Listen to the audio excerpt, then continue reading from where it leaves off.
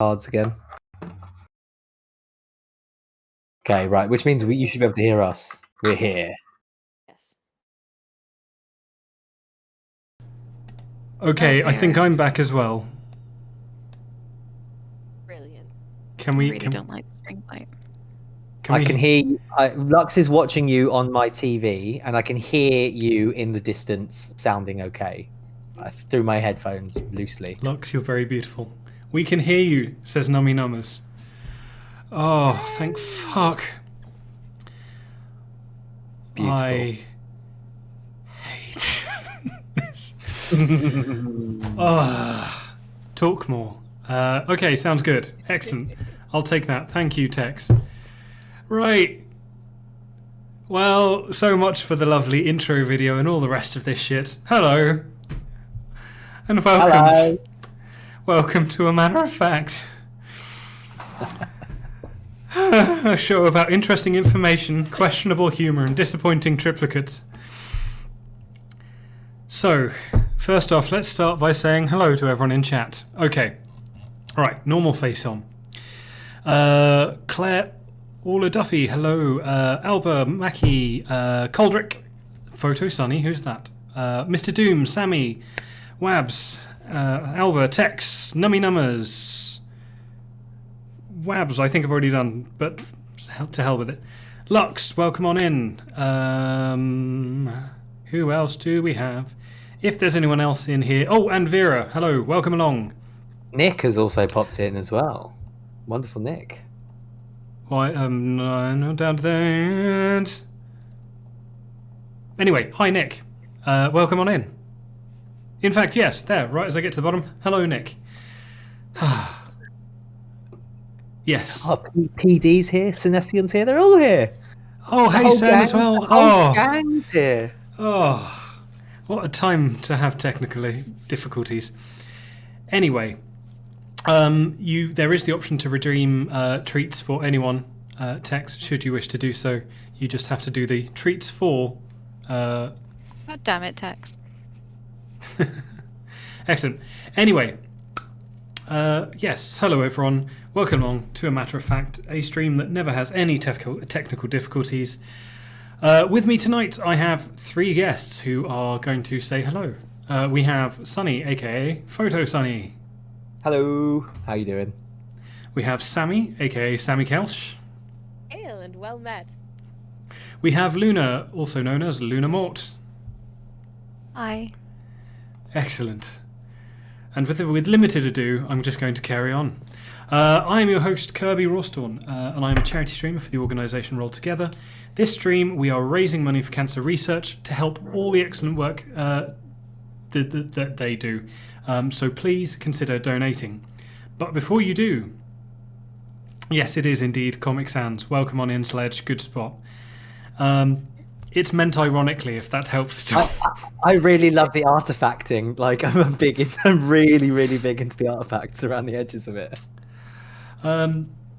So, on normal streams, we allow donations with various stipulations to get me to sing songs, put on voices, generally make me look like a bit of an idiot. Today, those redeemed... Sorry, say again? Oh. As if you'd need the help. Thank you, Luna. Welcome to the stream. Who had savagery from Luna 10 minutes in? Oh, yeah, it has been... I was at 3 minutes. Is terrible. I was at 3 minutes, so... To be fair, we were off for most of those 10 minutes, so yeah, sure. I feel she's on her normal form. I was told to wait until we were live. It's given specific instructions. 45 seconds, good call, Tex. So anyway, these redeems won't be working today, but instead we'll be doing a giveaway of 5 gift subs.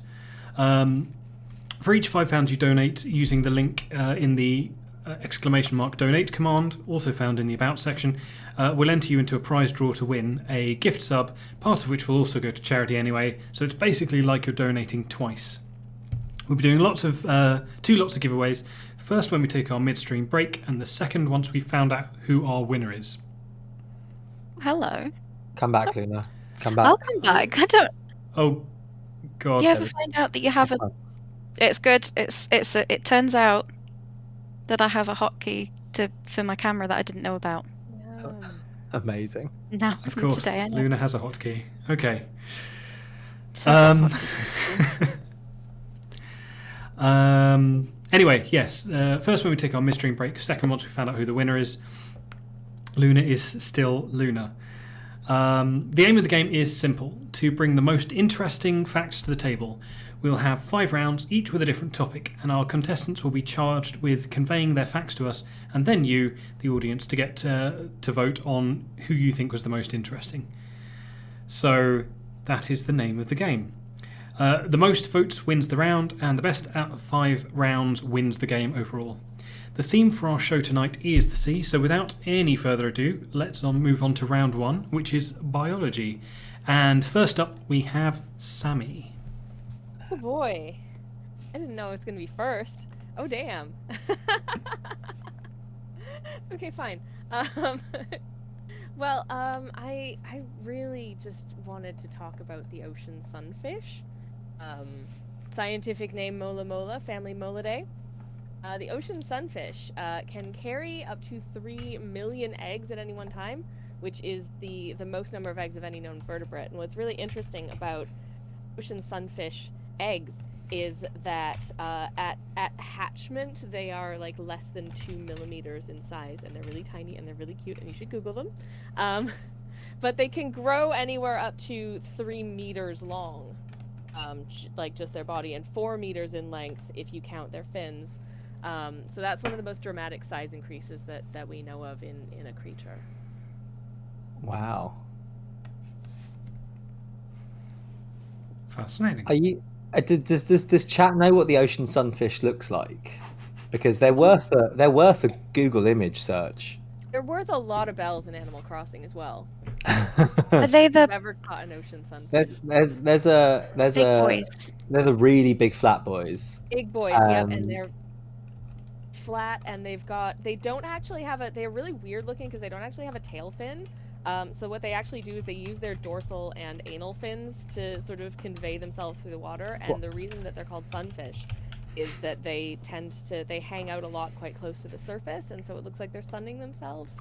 So yeah, Oh. scientists aren't even completely sure exactly how they move. I mean, they know how they move, but they're not really sure why they move like they move. There's some people think that they push water out of their mouths to move, which is fucking bananas for a fish. Why would a fish do that? I just want to tell chat that chat is going crazy for anal fin, and I just want to let you know that when I was making my notes, autocorrect corrected it to anal fun. I mean, So just make of that. you never go anal fin. Yeah, they are incredibly interesting to look at. They weigh like a ton as well. Yeah. And there's one recorded death by sunfish where it leapt over a boat and landed on someone. Oh my god. A There's ways ago. That's absolutely horrifying, but oh my god. there's a wonderful post by a marine biologist who hates sunfish, and it's definitely worth a read. I've googled it Is that like if you look. the most pointless fish ever or something like that? They really hate them. It's really Yeah.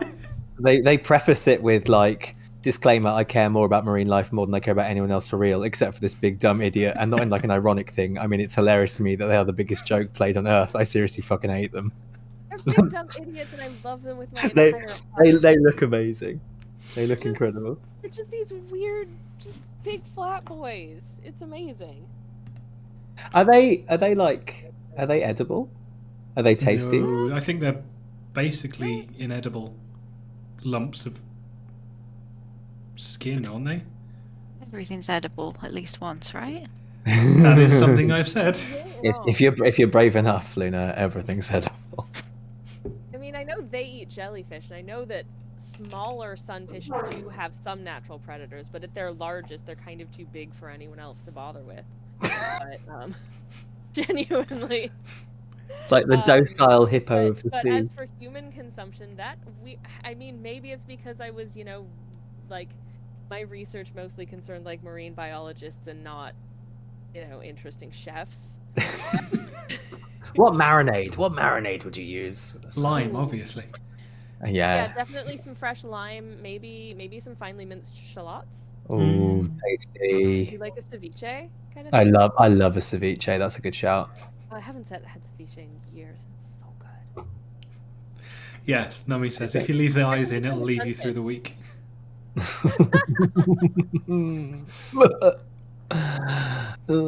Gross. Gross.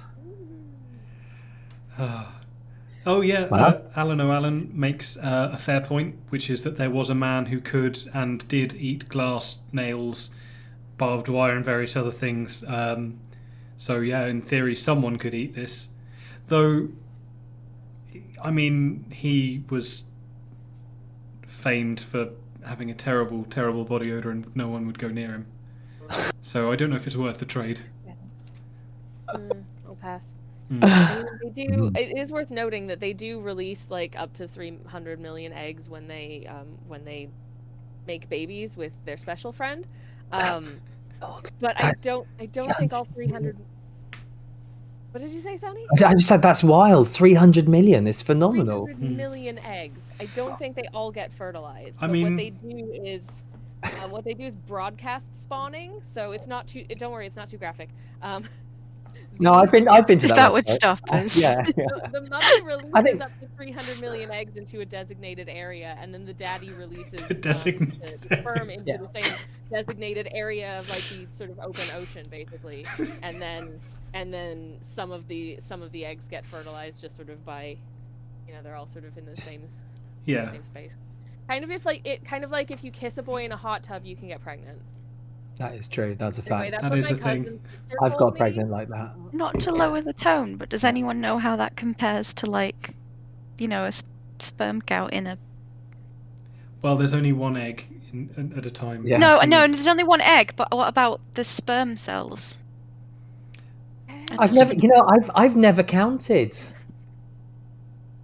I've never No, counted. Oh, I want to I've say actually got- something, I've but never I actually won't. got to look. Usually I'm busy at that point. Yes. Amazing. Someone please I- Google. I wonder Yeah, how many, catch I wonder him. how many survive out of the 300,000 eggs. Don't know. I mean, it's obviously not all of them, or the ocean. Oh, it would be entirely literally sunfish. An impassable wall of just these chill giant flat boys. Oh my god! But like, imagine the impact that would have, because like you'd get no sun below the surface, because the entire surface of the ocean would be sunfish. It'd be entirely They sunfish. alter the ecosystem. Oh yeah, you'd like all of your plankton would die. Yep. Like you would, everything below the sunfish would die. Yeah. We'd also Some things that I mentioned in other facts would die. predators would be able to move across sunfish using them like a raft system. We'd upset ecology on land as well. But Takeshi's castle would be Yeah. easy to film. Oh my god, what an episode that would be! Oh my gosh. In answer to your question, Luna, all I found is lots. Lots and lots, and lots of sperm. No one counted. I think I found my calling in life. This is the specific That brand is of not a science. calling. It might be a mission, it's not a calling. How is that not a calling in life? Because Oh no one my- was asking you to do it. How dare you? I'll have plenty of people have asked. They've never said count. It is spit my tea out. No, okay. I think that's enough about sunfish. I've been Luna, commissioned to do it now. Thank you, Nomi. please count all the sperms. Yeah. Yeah, oh my god! Wait till you hear what Kirby's second round is like. Luna, I believe you were up next. Okay. Well. Mine is less cheery. Mine is about drowning in salt water. Because biology and drowning, and there's a link there. So only 10% of drownings happen in salt water. Most drownings happen in freshwater. And overwhelmingly children drown in freshwater, whereas adults drown in saltwater. It's not like one or it's not like all children's drownings are in freshwater. It's just that overwhelmingly more children in fresh. You know what I'm trying to say. Yeah, yeah. The Now, percentage of drownings in freshwater are mostly children. yeah. Okay. I guess because adults get cocky and think they can take on the sea, and no. And if you drown in freshwater, you're this word osmotic. Osmotic. So like the pressure. So it basically, if you're drowning in fresh water, it's a lower level, lower pressure, lower osmotic pressure than your blood. So it gets into the bloodstream through the alveoli, and it causes like red blood cell death, and you're going to die of cardiac arrest. Whereas if you drown in salt water, it has the same osmotic pressure as your blood, so you're going to the alveoli kind of wall is gonna the barriers are gonna get destroyed. Your lungs are going to fill with blood and salt water, and you're going to drown in your own fluids. So, if you had the choice, you would probably want to drown in fresh water, because not only does it only take between 5 and 20 minutes on average, whereas salt water is 5 and 30 minutes, you're probably going to die of a cardiac arrest, and you'll be unconscious before that happens. Whereas salt water, you're going to... Wow. Yeah, you're going to die in a... Just because of Do I have to pick salt one? osmosis. Good lord. Oh yeah, that's it. That's the only way of dying. There's the two ways. I mean, I feel like it's not the worst way to die. The worst way is probably burned alive, but I've thought. You've put some thought into this, haven't you? Can I choose to just become like a 5,000-year-old Yoda and then just become a Force ghost? Yeah. Yeah, that's an option. No one's saying you can't do that. Okay, thank you. Cool. Wow. Bloody hell. Anyone got any fun jokes about drowning? No? All my good jokes are about adults drowning in fresh water, so no, unfortunately. Oh, not. I'm sorry. Yeah. Nothing. I got nothing. Fair enough. It's always good to be reminded of your mortality. Immortality or your mortality? Everyone's collective mortality. I can't speak for myself, but... Cool. So Luna's fact is we're all moving slowly towards the grave. Slightly slower for drowning in salt water. But it's Halloween month. I'm here for this. I think it's a really cool fact because of salt and relative osmotic pressure. It doesn't destroy your red blood cells in the way the freshwater does. That's amazing. I've never CSI's never taught me that, and everything I've learned about the interaction of water and lungs has been from CSI. Yeah. That's amazing. That's really, really cool. Yeah. You need to start watching NCIS, clearly. Yes, yeah. Lauren's my partner's a big fan, but I leave her to it. I didn't think to look up drowning in chlorine water, but Oh, that's a good point. yeah. I mean, if it burns your eyes. It's really bad for your hair as well, chlorine. Let's not get into drowning in liquids that burn your eyes. Lux is in chat. We all know how this is going to end. No. Absolutely not. Absolutely not. Oh, hello. Oh, there we Oh, go. we've lost Luna. Oh, Luna's back. Okay. Every now and again, Luna and Sunny body swap, and it's totally fine. Ooh. It's just how they like to have fun. It's cool. Very good. Okay, for our final fact for round one, Sunny. Right. So, thanks to a unique layering of water with differing properties, there's an area in the Black Sea that contains, Luna will love to hear this, almost zero oxygen, which provides an ideal environment to preserve shipwrecks. So, basically, 12,000 years ago, Ice Age ends. 1 second. Lux, could you please turn me down the TV? Because I'm hearing me talking to myself and it's weirding me out. Thank you.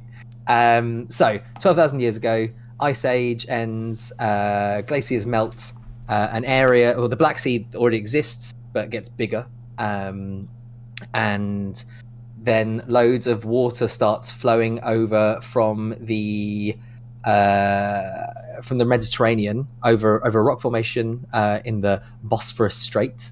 Never heard that place before. And it starts. So the Black Sea was like mostly freshwater at that point, and then starts to get like a saltwater layer into it as well, and like a sort of oxygen deprived layered cocktail.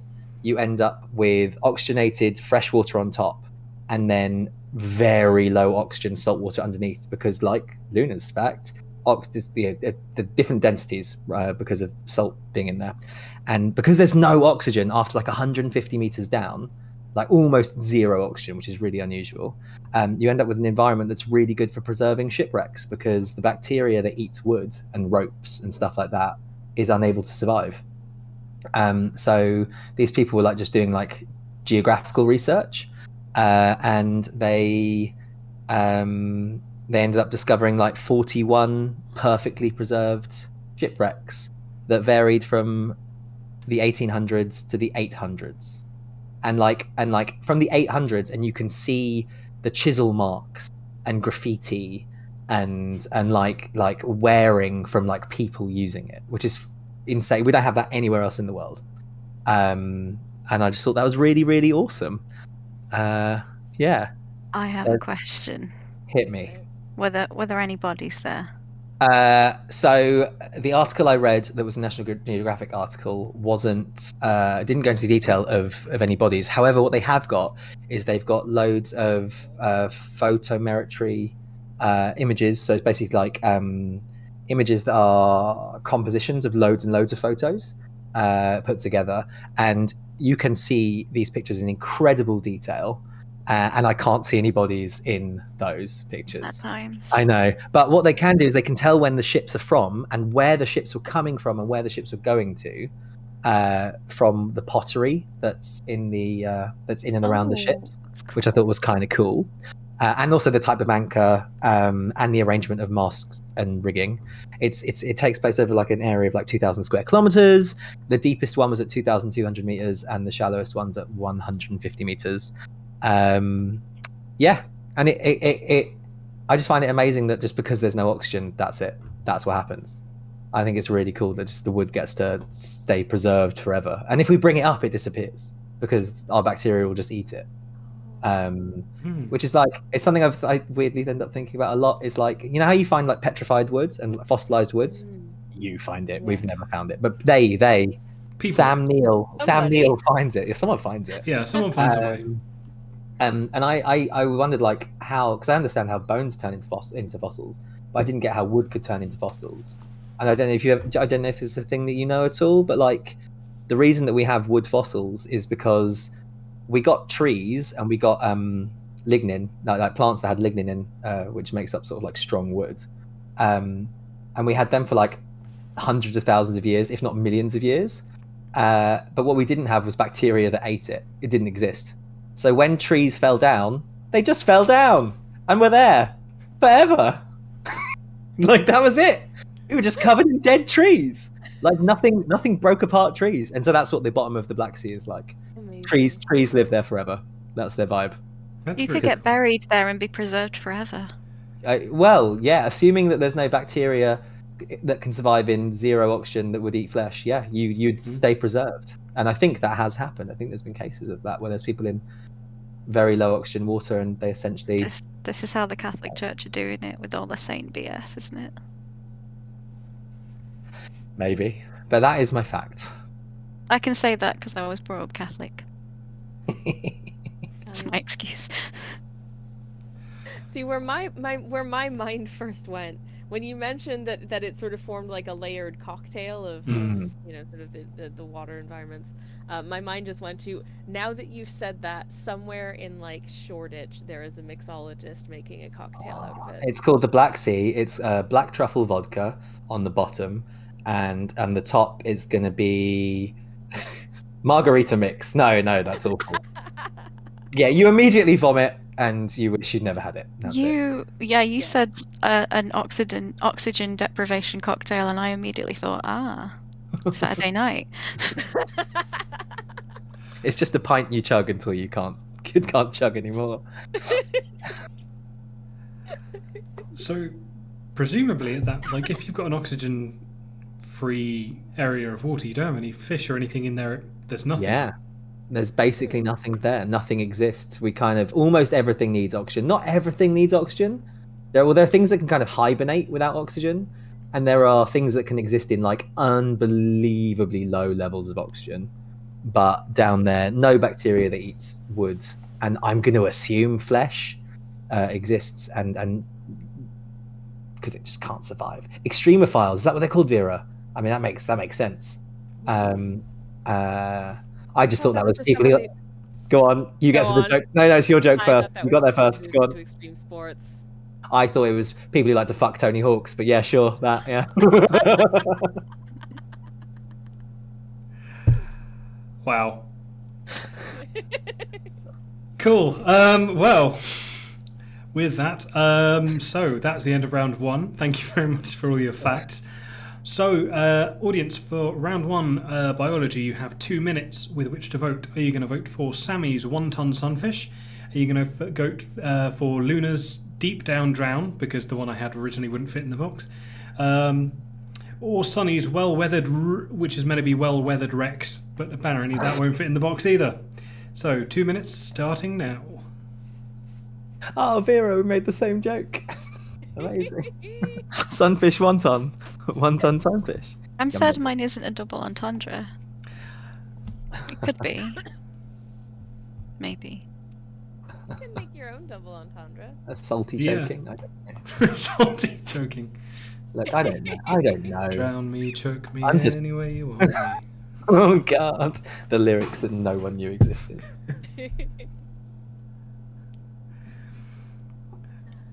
Oh, okay. Just nervously awaiting the results. Hebrew, the coolest bit of Sammy's was that the sunfish gives out, wasn't it 300 million eggs? It wasn't even 3. 300 million eggs. 300 million eggs, and then becomes like the biggest fish, and it's the biggest change between like gamete and final creature that exists. It is a ridiculous number of millions of times larger than they are when they start out. What's that? What as a creature? I think like flies must be right down the other end of that spectrum, because they've got huge sperm. They do, and then like only become only become flies. So like their relative sperm to full size is pathetic compared to the sunfish. Yeah, you find that often a lot of the smaller creatures do have massive sperm. See, why do we know this and we don't know about, human sperm? We do know about human sperm. We know lots about human sperm. Yeah, why haven't we counted it though? We have. Yeah. I'm sure people have. Yeah, I just don't have that information to hand. No pun intended. Yeah, absolutely. It's not on. Yeah. It was on the tip of Lux's tongue, but he can't remember. Just while we're doing. It was on the tip of your tongue, Lux. You're doing it wrong.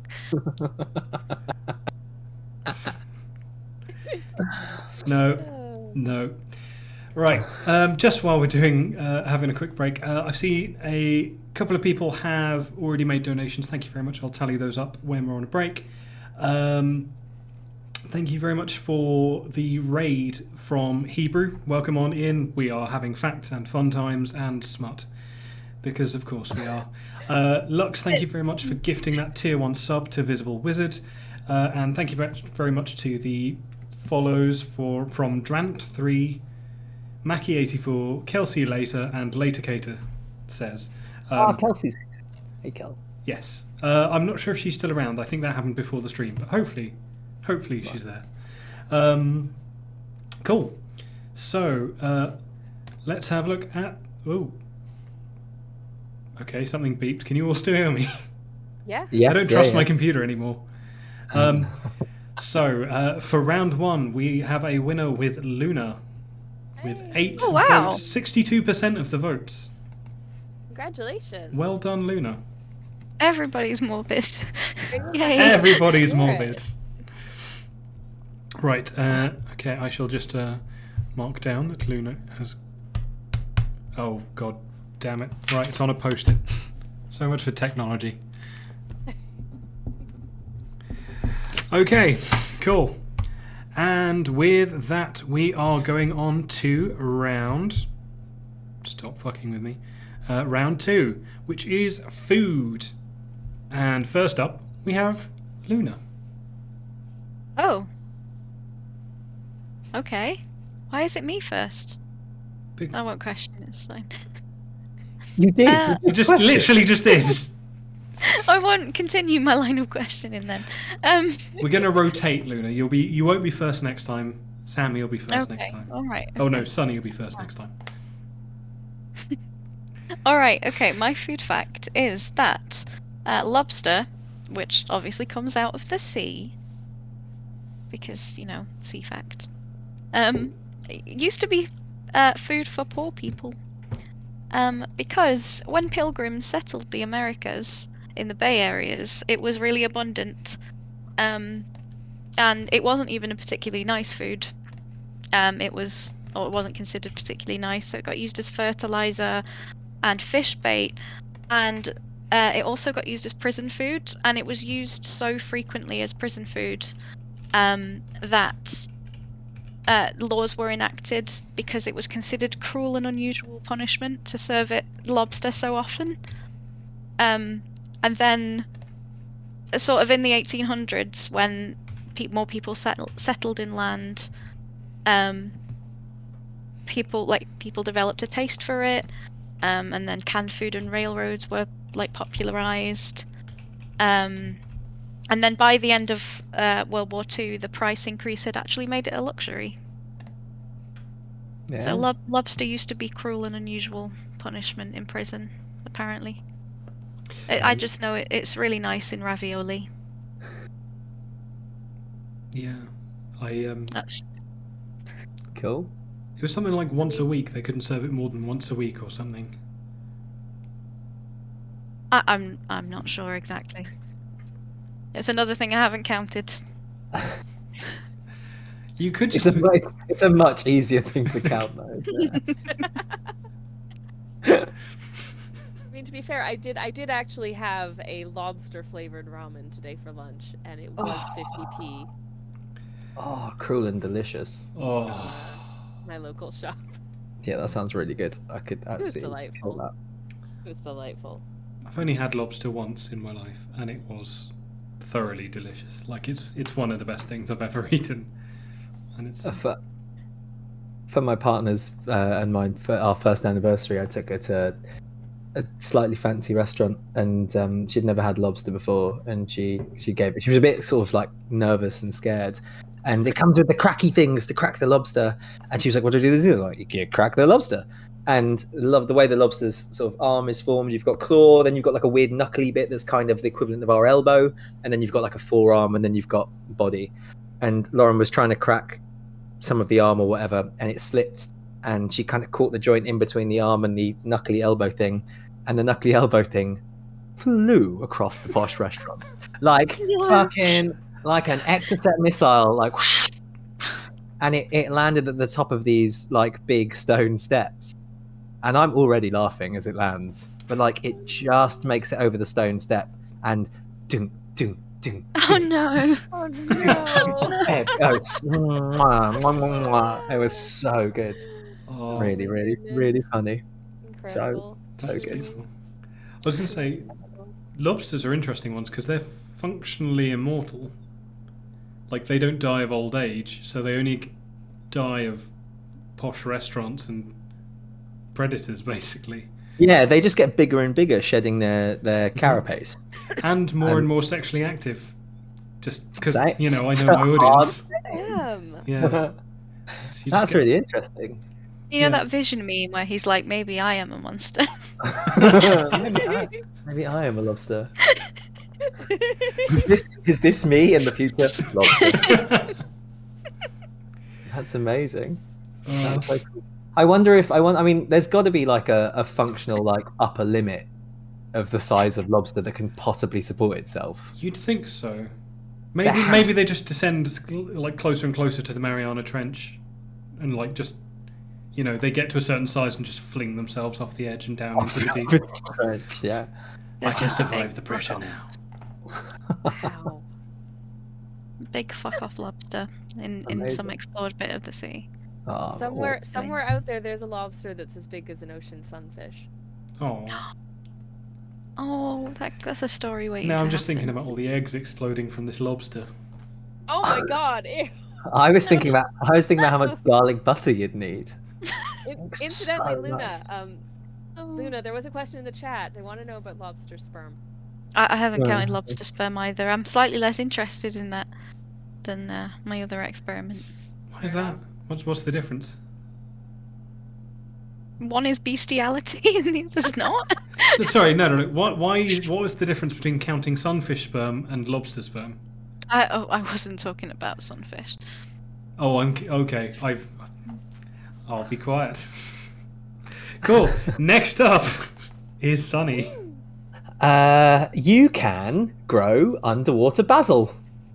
There is a gentleman in Italy who, him and his team of people, have started making a series of underwater greenhouses, and they're quite small. They're like 2 meters across, and they just essentially just imagine like a plastic dome, plastic bubble, with a hole at the bottom, and it's held down underwater with weights. They're held down about 4 meters under the water, and they've got a hydroponic growing system inside them. So you dive down, and then you come up underneath it and kind of into the little air bubble, and half your body's still in the ocean, and the other half of you is just in this like circular greenhouse. It gets so they say it's a good thing. I'm not fully convinced. Right, so Big the C way that greenhouse has got us conned. well, yeah, Big C Greenhouse. They've got 6. They've got 6 of them. It's really big. So they argue that it's really good for a bunch of reasons. One is that temperatures are really constant. It maintains so during the day at its highest temperature, there'll only be like a 4-degree centigrade temperature difference between that and nighttime. Sunlight coming through, they say they get loads and loads of sunlight. I think 4 meters underwater, you start to lose loads of sunlight, but whatever. They're definitely growing things. There is no need for pesticides, which is really cool, because there's famously pests that have spent millennia evolving to travel across like fields, don't swim very well undersea. So like you're very unlikely to transport pests into these bubbles, and because they're quite small isolated bubbles, there's like very little cross contamination between the individual greenhouses because you're swimming from greenhouse to greenhouse. Water condensation is trapped inside the bubble, so you don't have to add any water ever. It just recirculates entirely. You're never adding anything apart from nutrients. They use natural fertilizers, so that anything that leaks into the ocean is not a problem. Although if you imagine if it's on massive scale, if there's big leaks, I imagine that would be a problem. They grow about 60 plants per 2 meter bubble. I've got like 7 basil plants in my kitchen, and I didn't have to do it underwater. I don't think it's great. Whatever. They've been doing it since 2012. They had a big storm in 2016, I think, which took out 3 of them. Or like it didn't break them, but like the way the wave pressure worked, water went into the sphere that it shouldn't have, and it killed all the plants. They've grown basil, thyme, sage, mint, oregano, rosemary, licorice, black cumin, marjoram, tagetes, which I've never heard of, tomato, strawberries, lavender, calendula, stevia, aloe vera, lettuce, passion flowers, passiflora, prunella, radish. And they've done all that underground or underwater. Kind of cool, right? That's kind of cool. Pretty damn awesome. cool. And there's nothing obscuring sun apart from the sea, and I assume like an errant sunfish that just fucking floats above. So they get open sunlight all day long. The spheres are quite expensive to produce, but it's maybe there's something in there for the future for growing food in a safe, pest-free environment. If pests are the big problem, it's not a bad problem. They haven't told me how they get carbon dioxide in there. Nothing on the website tells me how CO2 enters that system, because those plants will be chewing up CO2 and spitting out oxygen. They need more CO2. and I don't know whether they just get that. Whether maybe the ocean surface inside the sphere is enough, like for gas transition. I don't know. There'll be some carbon happening in there.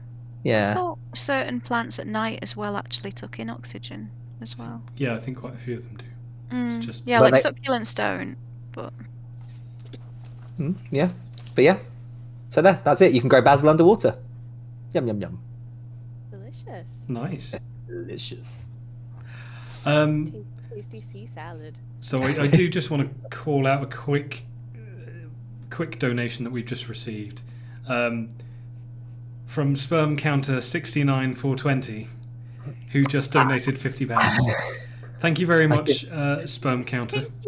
I can almost hear Lux giggling to himself next door as he confirmed, yes, I will donate £50. My apologies if that wasn't Lux, but I was going to say, if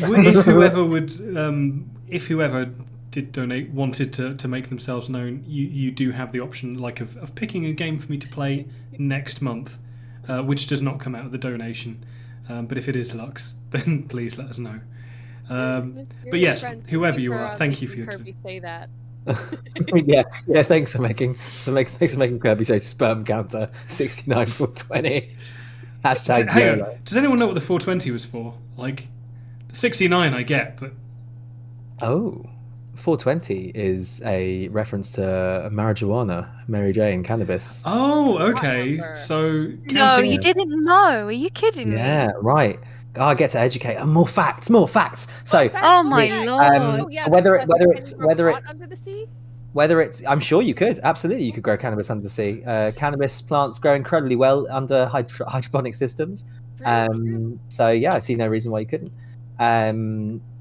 So Kirby, allegedly, legend tells us Okay. that basically when kids in California were finishing school, they would finish at 4 and they would meet at 20 minutes past 4 for a joint somewhere. That was it. I'll see you at 4:20. I'll see you at 4:20. And 4:20 has slowly come to be sort of just a reference to like weed in general, to the point where a sort of cannabis day is celebrated on the 20th of April in America. It's also a really kinky sex position, but I won't tell you about that on stream. Give me a second. The 420. It takes 3 people and I was going to say quite it's a like lot. a 360, but quite a bit lot extra. of support. Yeah, absolutely. You need a lot of sort of like things to balance off. Yeah. Interesting furniture. I was trying to figure it out. awesome. Thank you very much for educating me on marijuana. Oh no, Lux. Of course, it's spread elsewhere, but my understanding is it originated in Sorry, California. what's spread I don't elsewhere? know. The usage of the term 420 for I thought we were still talking. Yeah, I thought we were talking about the sex position. Cool. I don't know if anyone actually ever claimed ownership of the term, but yeah, message me afterwards should you wish to do so. Fantastic. So, right, our third fact is Sammy. Yep, and I want to tell you about ship's biscuits. The driest topic that I could find relating to the sea. Literally, ship's biscuits are these hard, dense, very, very sort of nutritionally and calorically dense, but like, I don't know how many dunks in a cup of tea it would take to make them like pleasantly edible. Because they're made with some sort of grain flour and water and maybe a little bit of salt for seasoning, then baked low and slow until they just become this hard, like unstalable cake. Because historically it was hard to transport, to keep traveling by sea over long periods. You didn't have access to a lot of fresh food, so ship's biscuits would keep you going for a really long time. They date back at least as far as ancient Egypt, where they had something called a dura cake, which was made from maize flour. The Romans were also known to use a kind of ship's biscuit called, and I'm sorry to any like Latin speakers that I'm going to pronounce this probably quite wrong, bucellum. The first known recorded mention in this country is Richard the Lionheart on in the Crusades would take a biscuit of muslin, which was made from rye, barley, and bean flours. About fast forward to the 17th century, and they were, had for a while been trying to sort of formalize the like rations of, what is it, victuals is what they would call the food that would be provided to sailors. So in the 17th century, Samuel Pepys formalized the daily rations of soldiers, allotting them each, and I quote, one pound daily of good, clean, sweet, sound, well-baked, and well-conditioned wheaten biscuit, in brackets, plus a galleon of beer. So I think the beer is the instrumental portion that actually makes them palatable, because otherwise they are like a brick. And around the mid-19th century, they kind of got phased out of use because it was more easy to bring things like canned meats and that kind of thing. And also, sort of the technology arose that would allow them to actually bake bread on ships. And so they could have soft bread instead of like tooth-breakingly hard biscuits that would oftentimes become, sort of overrun with like horrible insects that would burrow into them. And despite Pepys describing them as sweet, sound, and well-baked, they were not good. So that's ship's biscuits for you. I prefer a ginger nut myself. Reasonable. Sammy, when you say ship's biscuits, it sounds like you're using it as a replacement for a swear word. That's true, yeah. Oh, ship's biscuits! Oh. Ship's biscuits! Well, damn it, Sonny, now I'm gonna start doing that on I stream. really fucking hope you do. Right up there with pretzels. Pretzels. Oh. That's amazing. No, it's a good fact. And they I Thank you. imagine like like you said, like dunking them in beer, like softening them up with like just anything. Anything. like adult rusks, basically. An adult rusk. Just sailors. Just stick it in the beer.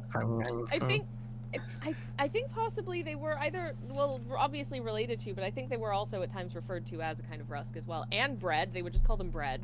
Did they call them tack as well? Then Shit. I feel Hard like, tack. yeah. Hard Hard tack. That's the one. Tack. Yep. Yeah. Oh, sorry. Rusks are amazing, says Nami in chat. I mean, Contemporary rusks, delicious, delightful, crisp and crunchy and nice with a little bit of soft cheese. Samuel Pepys would approve. Mm. Yeah. Samuel Pepys Pepys like talks cheese. a lot of shit for someone who. Buried his Well, cheese. it's not. Buried cheese in the garden because it was valuable. Listen, I am 100% here for like protecting your cheese. What I will not forgive is that apparently he had a middling opinion of the we tried coffee. So say that again. We lost you for a second there, Sammy. He had a middling opinion of the one time that he tried coffee. Disappointing. I mean, if you think about like the first time you tried beer or alcohol or whatever, and you normally don't like it the first time. Sure. Yeah, sure. And I'm pretty sure I've tried coffee a couple of times before. Was it Pepys who died of hypothermia after trying to freeze a chicken? Was that Pepys? No. Who died? Oh god, I'm derailing this. Who died trying to? No, that's a Googleable question. Yeah, no, here we go. Okay. Tell you what is not Googleable though. Sunfish Position sperm. 420. I tried it. I tried Googling position 420. It sounds like an American thing, like vote no on for position 420. Oh, it was Sir Francis Bacon. My apologies. Oh, It wasn't okay. Pepys. It was Sir Francis Bacon. Yeah, Pepys died in a boring normal way, didn't he?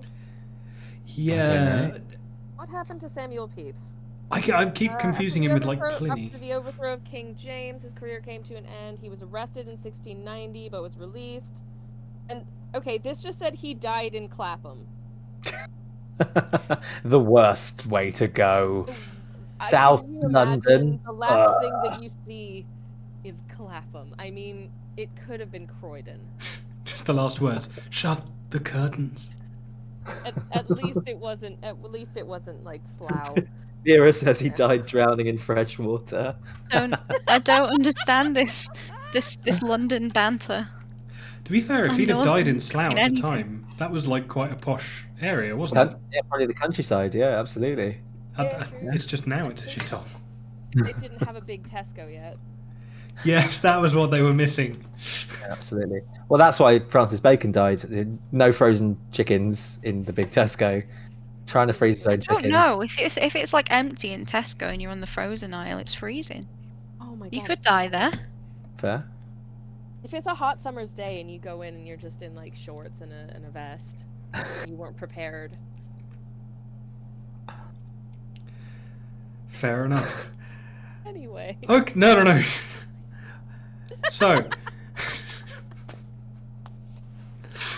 moving on. Oh, hang on, sorry, that just reminded me. Do you remember? Did you ever hear the story about the woman who got hypothermia from trying to shoplift a turkey?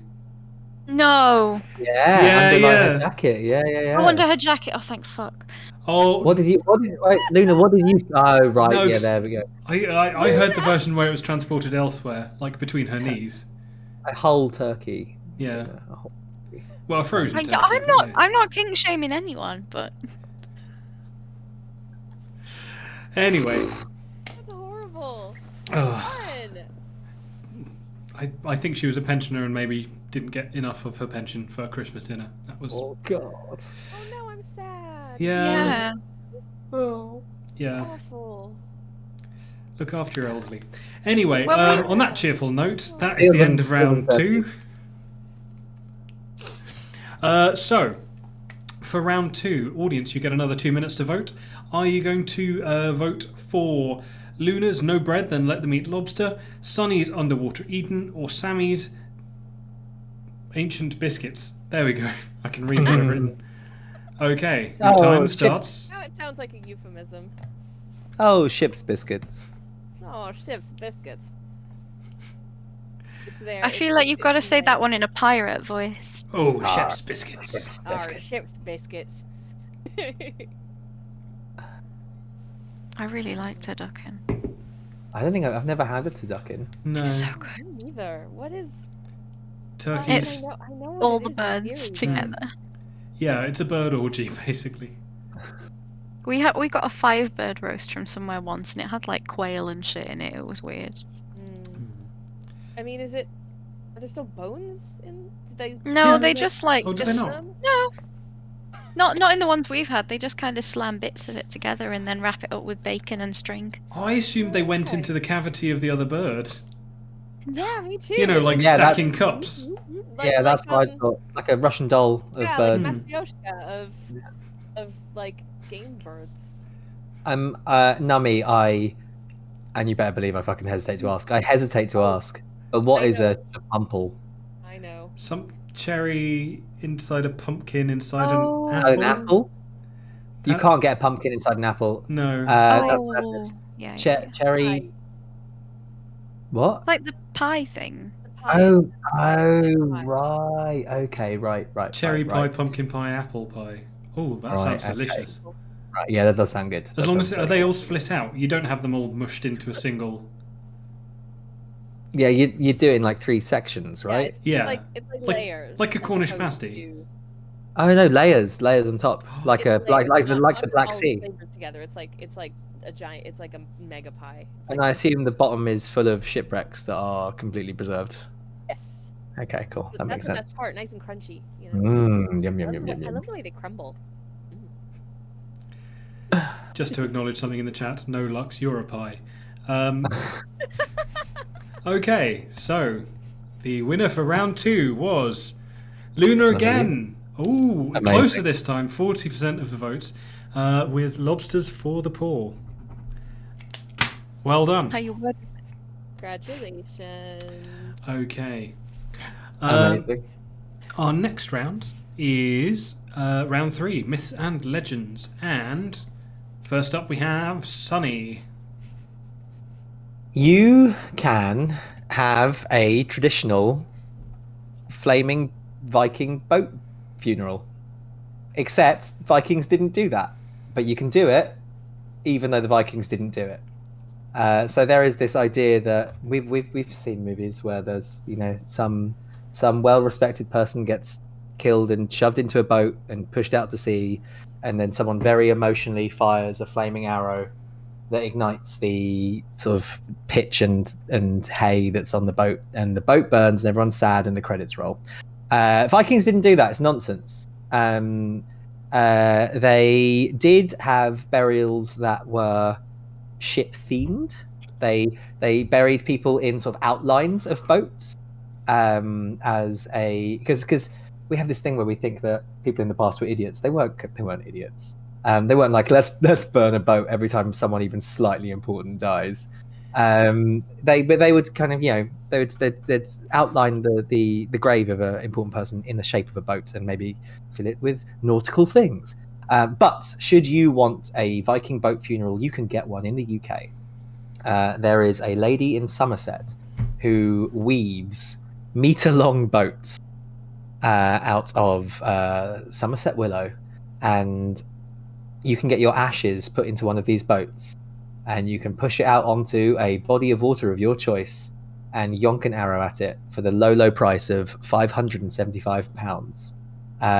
So if you've ever wanted a Viking burning Viking longboat death, Who doesn't?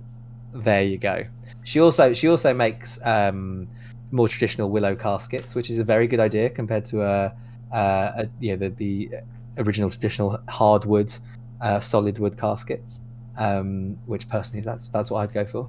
But yeah, if you want to go off in like a flaming glory, get yourself a Viking longboat for an extra £75. She'll customize the sail to your liking, so you can get an icon. I was reading a testimonial from someone that talks about how they got his brother's tattoo, the icon for his tattoo on the sail. That seems quite cheap for a personalised sail. Like, that's good value. Yeah, that's really. Oh, good. you only have to die. It's not that big because the boats. I think the boat's like the mast is 70 centimeters high, and I think it's only like 50 centimeters wide. So it's not a huge. We're not talking like a big. We're not sail. talking like a person-sized boat. We're talking like an urn-sized boat. An urn-sized boat, and she recommends that you put 2 bricks in the bottom for ballast, and then fill it with flammable material, and then put the ashes into a burnable container, and yoink that thing into the sea. So do you use a miniature bow and arrow as well then? I don't know. She does say that she specifies that she doesn't sell flaming arrow kits. And she does suggest that perhaps you light it as you send it off, and they normally take quite a while to burn down. Even a small thing, it's like 45 minutes to an hour before this thing suddenly sinks into the ocean. But yeah, I'll be honest. I've been to a lot of funerals. 45 minutes seems like quite a long time. I think we'd have left for nibbles by that point. I don't think we'd have stayed watching for 45 minutes. You could take the nibbles with you. And just Oh, have yeah. a picnic on the side. That's true. Yeah, just nice there and just watch. Launching, Yeah. throwing chips at the boat, see if you can get seagulls to land on it. But do you release the boat into fresh water or salt water? Well, you know what? I think if you got the tides wrong and it washed back, that'd be so disappointing. I think I'd probably be going for like a still lake somewhere. That would be the. You take the ashes out with the plastic thing they give you though, right? Because otherwise it's just going to float, isn't it? Yeah, that would be awkward. Can you imagine it all just floated back? He's coming back. Get the arrows out again. Oh, so I have 2 facts about the Vikings and partially funerals, and one of them's interesting and one of them's pretty boring. The boring one is that the person that they get all this symbolism from is their god Balder, who was the one who had the Viking funeral. Famous for his gait, indeed. Yes, Yep. he did. He was excellent at walking. He was the most attractive god that no one could touch. No one could hurt him. That's right. And but except for one thing, and Loki found out what that was. Oh, I thought it was Of course 2 it things or something. Like it was a combination of them or something. Yeah, Mistletoe is definitely one of them. and Yeah, sunfish, holly or something. Sunfish. Yeah. Yeah. That's so pretty. Nice, looks nice. Yes. Very nice. I'll let you yes. know when mine gets there. But yeah, no. The other fact I've got is that to Vike is a verb, which I just think is fantastic. Like, I'm off Viking. I tried to tell people this recently, and I was told I was a liar. No, it's true. Told I was No, a filthy I liar. Well, One Vike. they can't Vike. argue with you now. because you're Yeah, on thank you. a screen. And they're not. Kirby said so. Kirby said so. Yeah. One Vikes. Let's go for a Vike. Yeah. Let's go Viking. Is that's what we can call it when we all go to York and go to Valhalla? That's Yeah. what we can say we're doing. Valhalla is a bar, in case you don't know. Yeah, We're not I was just Yes. gonna- Just gonna say, definition. it like, we're scared to sounds go like back to York. it sounds It's a like mead bar. really It's a, good Oh, gay club. Did you say mood? Hell it's a yeah. mead club. Mead club. It's a mead club now. Well, they were coming up for that. They opened the upper area, didn't they? And they were trying to come up with names for it. And there were some ridiculous ones, and Luna was. Oh my God! Somebody said, "Why don't you call it like because of Ivor the Boneless?" Like they've got a function room that they're on YouTube. They're not YouTube. What's it called? Facebook. The other one. We're trying to get people to suggest names, and someone was like, because of Ivor the Boneless, you should call it the Boneless Banqueting Hall, and it sounds like a KFC thing. Oh my god, it does. You can get like a 12-piece boneless banquet Yeah. with a side order of chips. Some of those, and especially those yucky salads that nobody likes. Oh, They always come with a meal deal. the rice is nice though. I like the rice from I've KFC. never had the rice. Cool. Wow, what a journey we've taken. That has certainly been quite Viking burials a to journey. like KFC potato salad. What you could do Vikings- with the Vikings Viking boat lady, Yeah. you get her to make you a boat, and then you go to that place in the Black Sea, and you Mhm. sink yourself in the Yeah. boat to that area, and you're preserved forever in your nice little boat. Sounds ideal. Vikings did burn people. They were big on burning people. The bigger the fire. Sometimes in their homes while they were Yeah. still alive. Yeah, that was. I meant more of like the cremation side of things rather than the putting to death. The higher the smoke rose, the closer to Valhalla their loved one made it. Was their thing. So Falling back fire- into the underworld. fire yes, boats no. Excellent. Thank you very much for that fact. Sammy, let's have yours. Okay. So before I introduce my sort of folkloric fact, I want you to come with me on a little journey. I want you to picture yourself in, sailing in a little fishing boat at night, sort of off the coast of somewhere, in the Japanese archipelago. And the water is calm, the moon is bright, the skies are clear, it's a beautiful evening, and then suddenly, out of nowhere, just like so much turbulence and waves, and out from the water comes this huge, imposing creature, so big that they're standing like meters above you, and all you can see is the head and shoulders. And it is pitch black. Bald humanoid with no features except for a pair of glowing eyes staring you down. This is the Umibozu, and it is a Japanese yokai, which is a kind of like folkloric monster that appears to sailing boats. And what the Umibozu will do if it encounters your ship is it will ask you for a barrel, and if you provide it with a barrel, it will scoop water out of the sea and start pouring it onto your ship until your ship sinks. So what you have to do is trick the Umibozu by giving it a barrel that has a hole in both ends, so it tries to scoop water out of the sea and onto your ship, and nothing comes up because it is a hollow cylinder. And my question is, what if you just don't give it a barrel in the first place? Because that's like if someone shady and terrifying comes up to you and says, "Hey mate, that's a nice sword. Mind if I see it?" And you're like, "Sure, buddy," and you hand them a sword, and then you're surprised when like the dude stabs you. I don't get it. Anyway, so that's the legend of the Umibozu in any case, and there's a couple different explanations for the origin of this creature.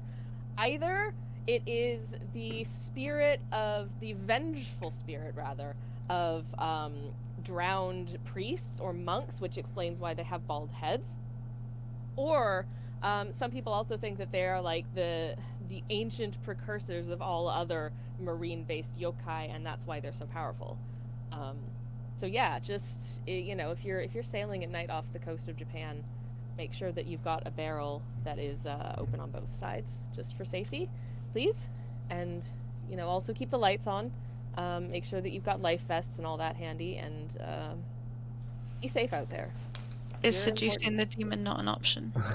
That's You know that's what, where my Luna? mind went. I mean, You know what, how big Luna? did you say it was? I would love to see. It rises. This is all you can see are the head and shoulders of this creature because it is so big, and it rises meters and meters above. It feels your like that would not be the bit you would see if it was so big. chin. I mean, I know what I asked. Mm. Mhm. What? So I mean, I would love to find out what happens if you try. often these tales, these folklore tales, like they come with an explanation, like a rational sort of thing. Like when you started saying that, I thought it was going to be like bringing a barrel that contains something useful, and the idea being that like it's a reminder to bring this barrel full of stuff that's really good to have on a voyage, because it's a way of reminding people to do a clever thing. But when you say a barrel that's completely open at both ends, that is functionally useless as far as Yeah. I can work out. So Yeah. that doesn't have any sort of lesson to go with it. Unless, Why? Are you Why- trying to guide things? Why did this come out? Why did this story start to exist? Well, it was to guide things. Yeah, you know how like occasionally you'll see building sites with barrels over the side, and they have like a thing sure. to guide them. Maybe Is it like the poop deck, like to hang it over the edge of the boat, and Yeah. a glory hole? Says Lux. That's not how a glory hole works. You can't just have a barrel I mean maybe that's why he wants it. unless. Yeah, I mean, the Umibozu, like I said, is a large creature, so proportionally. This is true. Maybe. Anyway, This is true. Yeah, wow. Yeah, of course this is true. Sorry. Yeah, fantastic. To be fair though, because I can't remember if it's a Japanese or a Chinese legend, but there's a recent one, or a slightly more recent one about like there's a woman who walks around wearing it's an urban legend type thing where she wears like a mask of some kind, and she approaches single random men at night or whatever and says, "Oh, am I beautiful?" And if they say yes, she takes off the mask and she's got like this horribly disfigured mouth. And there's like some specific way to get away from her, because if you say yes, she chews your throat out or something. Go on, Luna. What she does, right? Okay, it's not just men Is it not? that she approaches, because she approaches both men and women. If you say she's beautiful in the first place, like you said, she'll take the mask off and just be like, "How about now?" If you say no, she's got a big pair of scissors. She chops you in half with them. If you say yes, she disfigures you like her if you're a woman. I think if you're a man, she kills you anyway. The way to get away with it is to say, "Oh, you're okay looking. You're average looking." 6 out of 10. That was it. Yeah, Yes. That's how you get away with it. Really? Yeah. Well, it's like that. There is a Japanese bit of folklore about a giant pair of scissors that decapitates you depending on what you do yeah. under certain situations. So maybe that's just a continuation of that. Oh, maybe. Bloody hell. That's cool. I like her. This is why I don't talk to anyone outside. Lux saying, "I'm gay, but I'll try."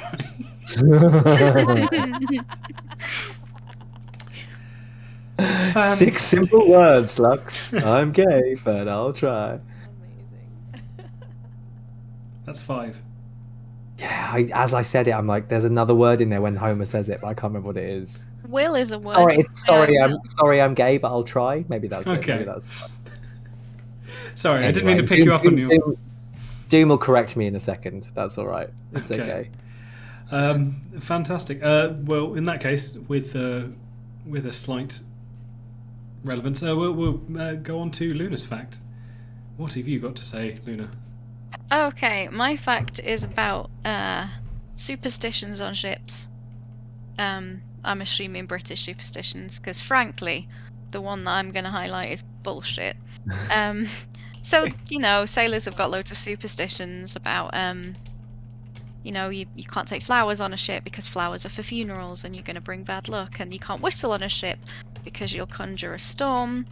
But the biggest load of bullshit that they came up with was women can't come on ships because women are as in they can't go on ships, not that they can't.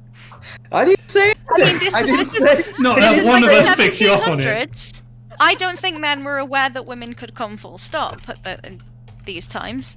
A lot of them still aren't. Anyway, women were not allowed on ships because their temptation and their presence would anger the seas, and it would be a dangerous voyage. However, and conveniently, naked women were amusing to Neptune and Poseidon, hence why they were fine to have a carving of a naked woman on the front of the ship, because that would mean that Poseidon and Neptune would find it hilarious and the seas would be calm and all would be good. But God forbid an actual woman should go on a ship, because bullshit reasons, basically. Convenient excuses. Yeah. So, in conclusion, fuck the patriarchy. Yeah, I had a look at this because I was curious to see if there was anything apart from like the obvious men are a bit shit answer to it, and yeah, I couldn't find anything. So what Kirby's saying is he took a fact that a woman put on her thing, and he went to double check. No, I was just curious to see if there was anything like. So what I read was that, yeah, basically a lot of time it was like the theory behind it is that it was ship's captains trying to avoid any women getting interfered with by sailors who were like notoriously not the kindest of folk at the time. I don't think it was to stop the women getting interfered with. I think it was to stop the men getting distracted. I don't think they gave a fuck about women getting interfered with. Fair. That's probably true. Yeah. That sounds sadly plausible. So there is a fact that this is peripherally related, but I do know that some centuries ago it was the received wisdom that if you wished to impregnate your wife, you had to make sure that she arrived. I don't know why they lost that knowledge. Convenient. There is, I mean, It does help. It may or may not be true, but my understanding is that it increases the chances of pregnancy. Because the contractions of the uterus walls helps to Move things along. move things, into the I almost said something completely fucking unacceptable, and I'm so glad for Kirby stream that I didn't. I'm not. I'll tell you all off stream later. I'm very curious, but yeah. Cool. Anyways, I mean, on a related note, a lot of women will not arrive through penetrative sex alone. So Absolutely. Yeah. look up where the clitoris is, boys and girls. Well, girls Straight- already know. Straight down the middle. Can't miss it. It does make you wonder how people missed it for millennia or centuries or however long it was. Because they didn't care. Because they're dicks. And they only care about dicks. I Fair think enough. general Probably a valid observation point there. on- Yeah. on the matter probably Definitely is about. Anyways. Cool. Yeah. So sorry. Were there any other facts about like women at sea? I thought when you said on a related note, I didn't realise you were going with that one. Oh no, no. I'm just. This is important. People know. Mm-hmm. No, that's just it. My whole point was fuck the patriarchy. A fair and valid point. Seems very reasonable. Cool. I wonder who's Don't going to let win them this come. round. I was debating whether I'd send this, like the VOD of this, to my mother or not. I don't think I will. Yeah, I suspect your mum won't get the I'm VOD for so this. sorry. I'm not. Yeah. No, I mean I'm not sorry, but No. It's a good show. I Cool. want your mum to know how much I know about orgasms. I don't think I she don't give a minds. shit who I knows. think she probably knows quite a bit. A lot. Anyway, Anyway. so For round 3, Myths and Legends, are we going to go with Sunny's Unviking-like Ends? Are we going to go with Sammy's Umbozu's Holy Barrel? Or are we going to go with Luna's Women on Ships? And apologies for not being able to think of anything more humorous for that one. I mean, fuck the patriarchy was right there. Oh, okay, yeah, let's go with that. Do I have to though? They're not my type. Okay, we I can't love it, have. I love it. We can have fuck T patriarchy. we don't have enough letters for that. Fuck to patriarchy. Yeah. Does not meet guidelines. Yeah. Ah, boo. Oh. They won't allow the word dick, fuck. Mitch. They will allow the word patriarchy. No, Amazing. it can't have F. Oh God. F. Oh, we can have F the patriarchy though.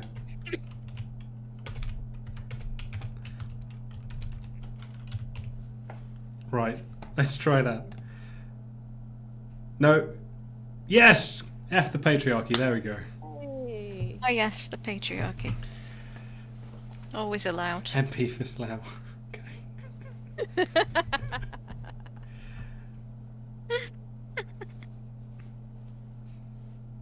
That's a very, yeah. Anyways. Yeah, Cool. Moogle, that's a horrifying thought. Yeah. Oh, yeah, don't worry, Albert. No, my mum doesn't watch my streams. I said I might send her this one because it's more of a, you know, more of a collaborative effort. Maybe you could do just a few clips. We Yeah. could say some nice things for Yeah. for a minute. If you just like cut off the top right corner, you're fine. That's not how the Aw. audio mix Aw. works. That's not how the audio works at all. Not the reminds me- audio. Sorry. Oh, this reminds me of a few years ago when I was an extra on a TV program that Russell T Davies did called Cucumber, and I did tell my parents, hey, I have a gig. I'm going to be an extra on this TV show called Cucumber. And then it comes to when I'm actually like on, I'm on set and I'm filming, and we're doing a bar scene, and the leads are having a conversation, and just the entire conversation is about like rimming, and I'm like, just gonna hope my parents have forgotten about this job by the time it goes out, because I don't want to have to explain to them what that is. They know. Rimming. I don't know if it's worse that they do know, or it's worse that if they didn't know and I would have to tell them. Or I'd have to feign ignorance and be like, "Oh, I don't know. I thought it's like what you put on around the edge of a margarita." Yeah. Of course that's what it is. What else would it be? Yeah. Okay, and with 56% of the votes for that round, the winner is Sunny with Unviking Funeral. Hey. Thank you very much. I Congratulations. was not expecting that. Neither was I. I thought that was going to be Yeah, a really? I thought that was a fucking done deal. a lunar landslide. Cool. Very good. So, We will have to pay for that. beg pardon? I didn't. Cool. So with that, we are going to take a quick, we'll call it a 5-minute break back here at 9 o'clock, at which point we'll do a raffle for some gift subs. And yeah, see you all in 5-ish minutes. I'm holding this until they go. Have they gone yet? They've gone.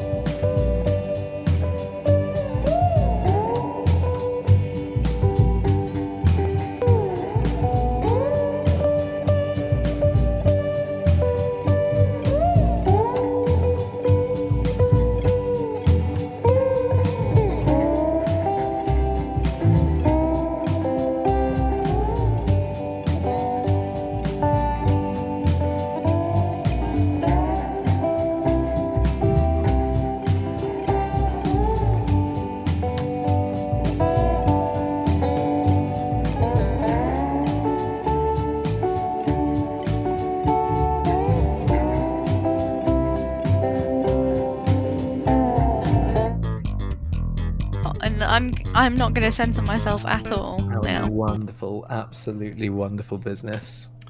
Fantastic. Hello, everyone. We are back and we are live. And Luna is disgusted with me, but that's okay. So, What's new? Doom is currently trying to spot Sammy in the background of Cucumber. Sammy was apparently wearing, was it a blue jacket? A dark Like a blue pink jacket dress. and A dark blue jacket. pale pink dress. There we go. How about Fantastic. Hair it? was all brown. just say a quick thank you to Moogle Mew and Claire Orla Duffy for subscribing. Much appreciated. That will, of course, go to charity. The Cero, thank you for following. Again, much appreciated.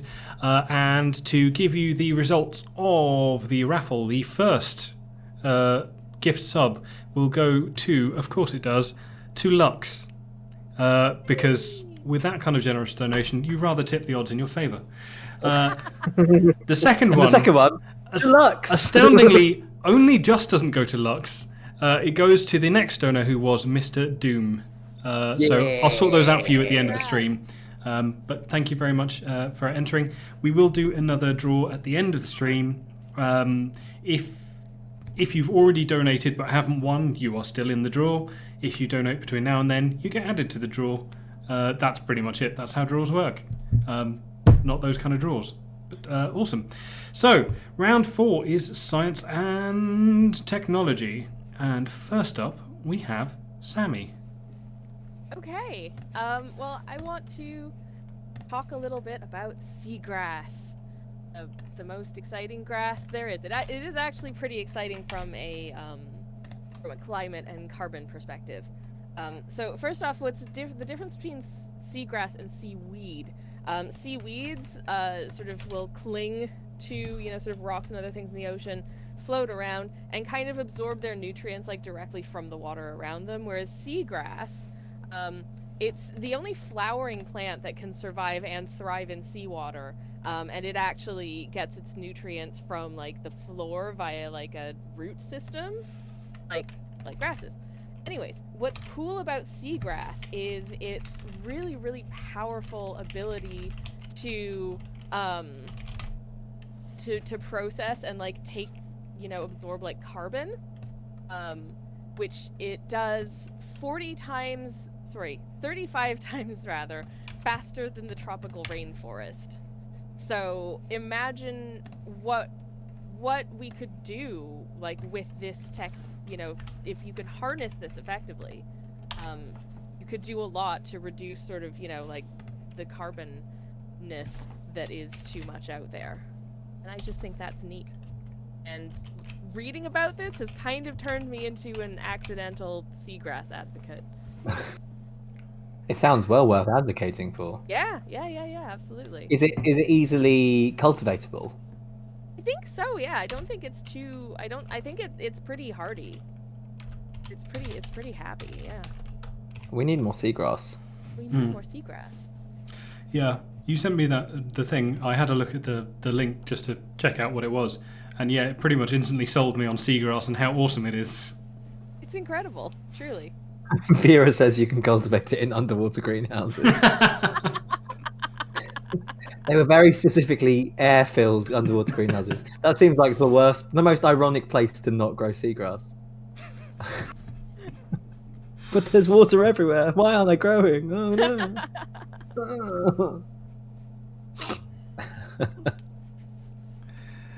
Oh, sorry. That was beautiful. Amazing. Yeah, I love it. I don't have anything particularly interesting on top of seagrass, except that it's an awesome fact and stuff that we should definitely look into. How long does seagrass grow? Because I mean, obviously, I'm assuming it's not like a mown lawn. I feel like it's got to be. No, it's. I mean, I don't have stats on like the length of it, but I can tell you that looking at it, it looks like grass. Really? That's underwater. Okay, right. It's so cool. It doesn't look like a lawn, but when you get like wild grasses that grow a sort of greater length, Sure, like a big field, like a meadow, like a big country meadow. Yeah, yeah, sure. They literally call them seagrass meadows. Fantastic. Yes, it looks really cool. It looks like a lovely little bio environment in which to thrive, and I wish to go to there. I think it would be nice for a frolic. I will frolic with you there, Sammy. Let's go to a Put seagrass on meadow. your frothiest sundress. Bring a picnic basket. It'll be light. It'll be lovely. It does look delightful. Frothiest sundress? Is that the word? Yeah, just Frothy? lots of layers and Okay. flouncy maybe. I mean, I guess Flouncy, by the time yeah, we get yeah, down yeah. there, it'll be frothy. Yeah, it will be extremely, very briny and frothy. Delightful. Awesome. Excellent fact. Thank you. Next up, could we please have a Sunny? So, as seafaring technology progressed and the submarine was militarized, it was invented years and years and years ago as a bathysphere, but it was largely militarized in World War One around that time, and it was described by First Sea Lord Admiral Sir Arthur Wilson, and he complained that submarines were underhanded, unfair, and damned un-English, and the personnel should be hung as pirates. I assume that's how he sounded. I haven't got a recording, but he's called. I'm confident that's He's exactly called what he sounded like. First Sea Lord Admiral Sir Arthur Wilson. He's got to sound like that. So he said they should be hung as pirates. And ever since then, submarines in the British Royal Navy, but also a few submarines in other navies around the world, have carried the Jolly Roger flag with them, and will display it. Normally on the return from a successful mission or patrol or whatever. It's absolutely fascinating what they do with it. So like being on a submarine seems like the weirdest thing in the world. You're isolated. Everything gets a bit strange on there. They not only do almost all British subs carry the Jolly Roger. They will add to it. They'll add like little patches. They'll treat it a bit like a Boy Scouts sleeve, little like sewing badge and helping the old people across the road badge and that sort of thing. They've got loads of different icons that they'll use. So they'll add like bars for like shooting down enemy things. But they'll also add weird ones. So there's one submarine, the HMS Sickle, that added a ace of spades to their Jolly Roger. And the reason that's there is because they fired a torpedo at something and missed. And the torpedo detonated against a cliff in Monte Carlo, with the shockwave shattering all of the windows of a nearby casino.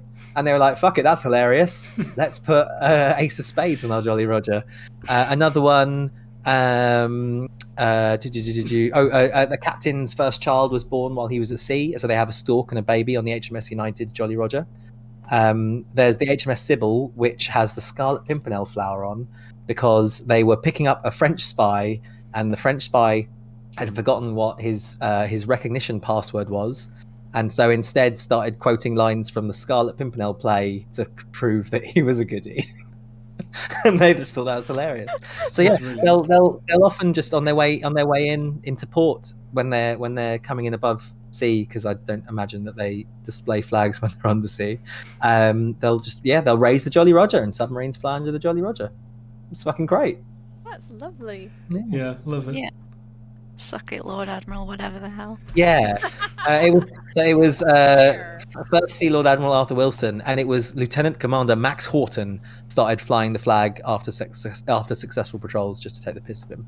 And then it was adopted. It was adopted by submarines in World War One, and then obviously died down. And then when World War Two happened, it spread. And there's a few American submarines that did the same thing. Yeah. Kind of cool. The last time it's kind of on the Wikipedia page, the USS Jimmy Carter has flown the Jolly Roger twice coming in, so it's spread at least as far to American subs.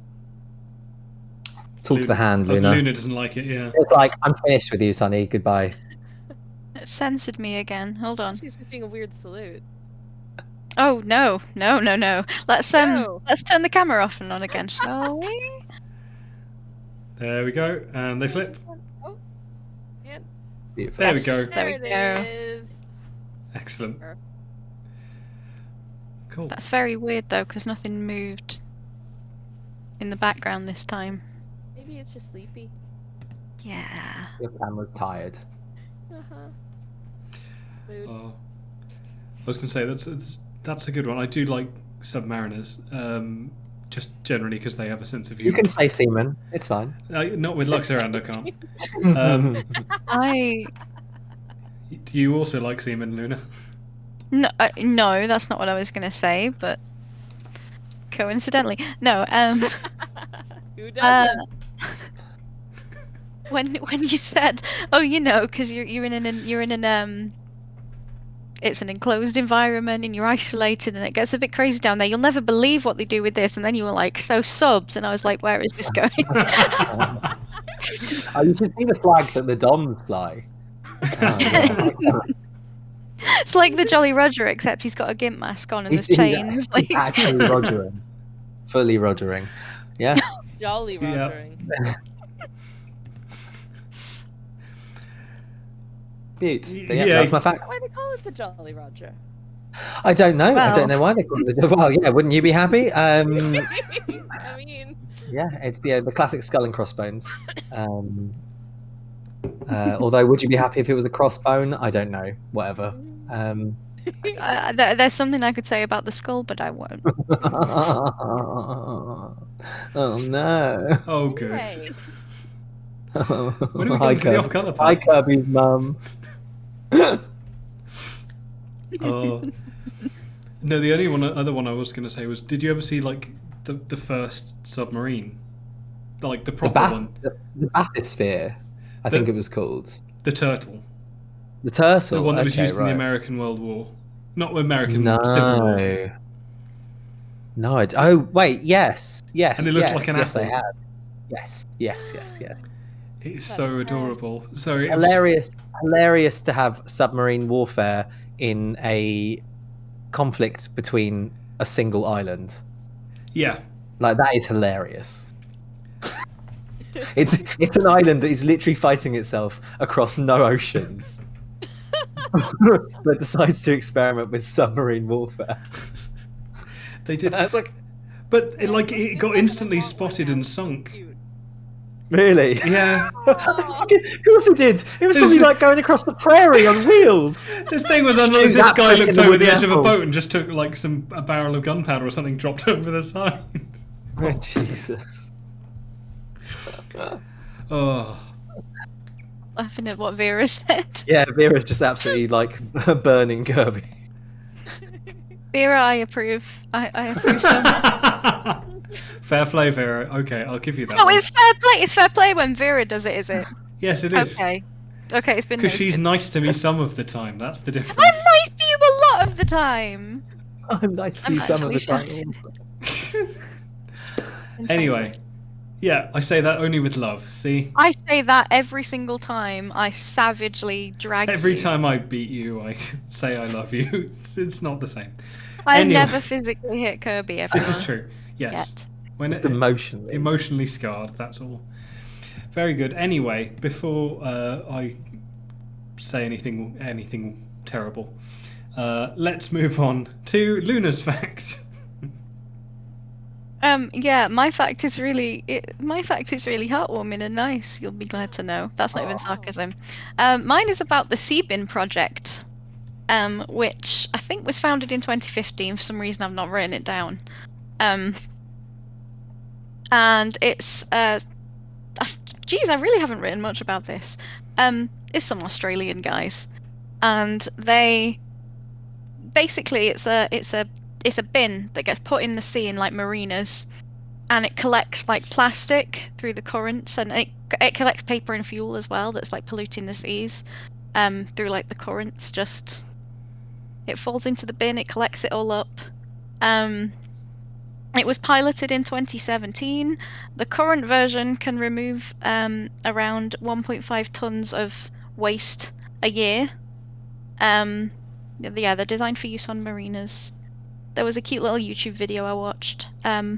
It's like a really small scale thing that the idea is that there's like projects or not projects, but like crowdfund particular bins for particular areas. So it can be like, there's like, oh god, there's one for Bristol, I think.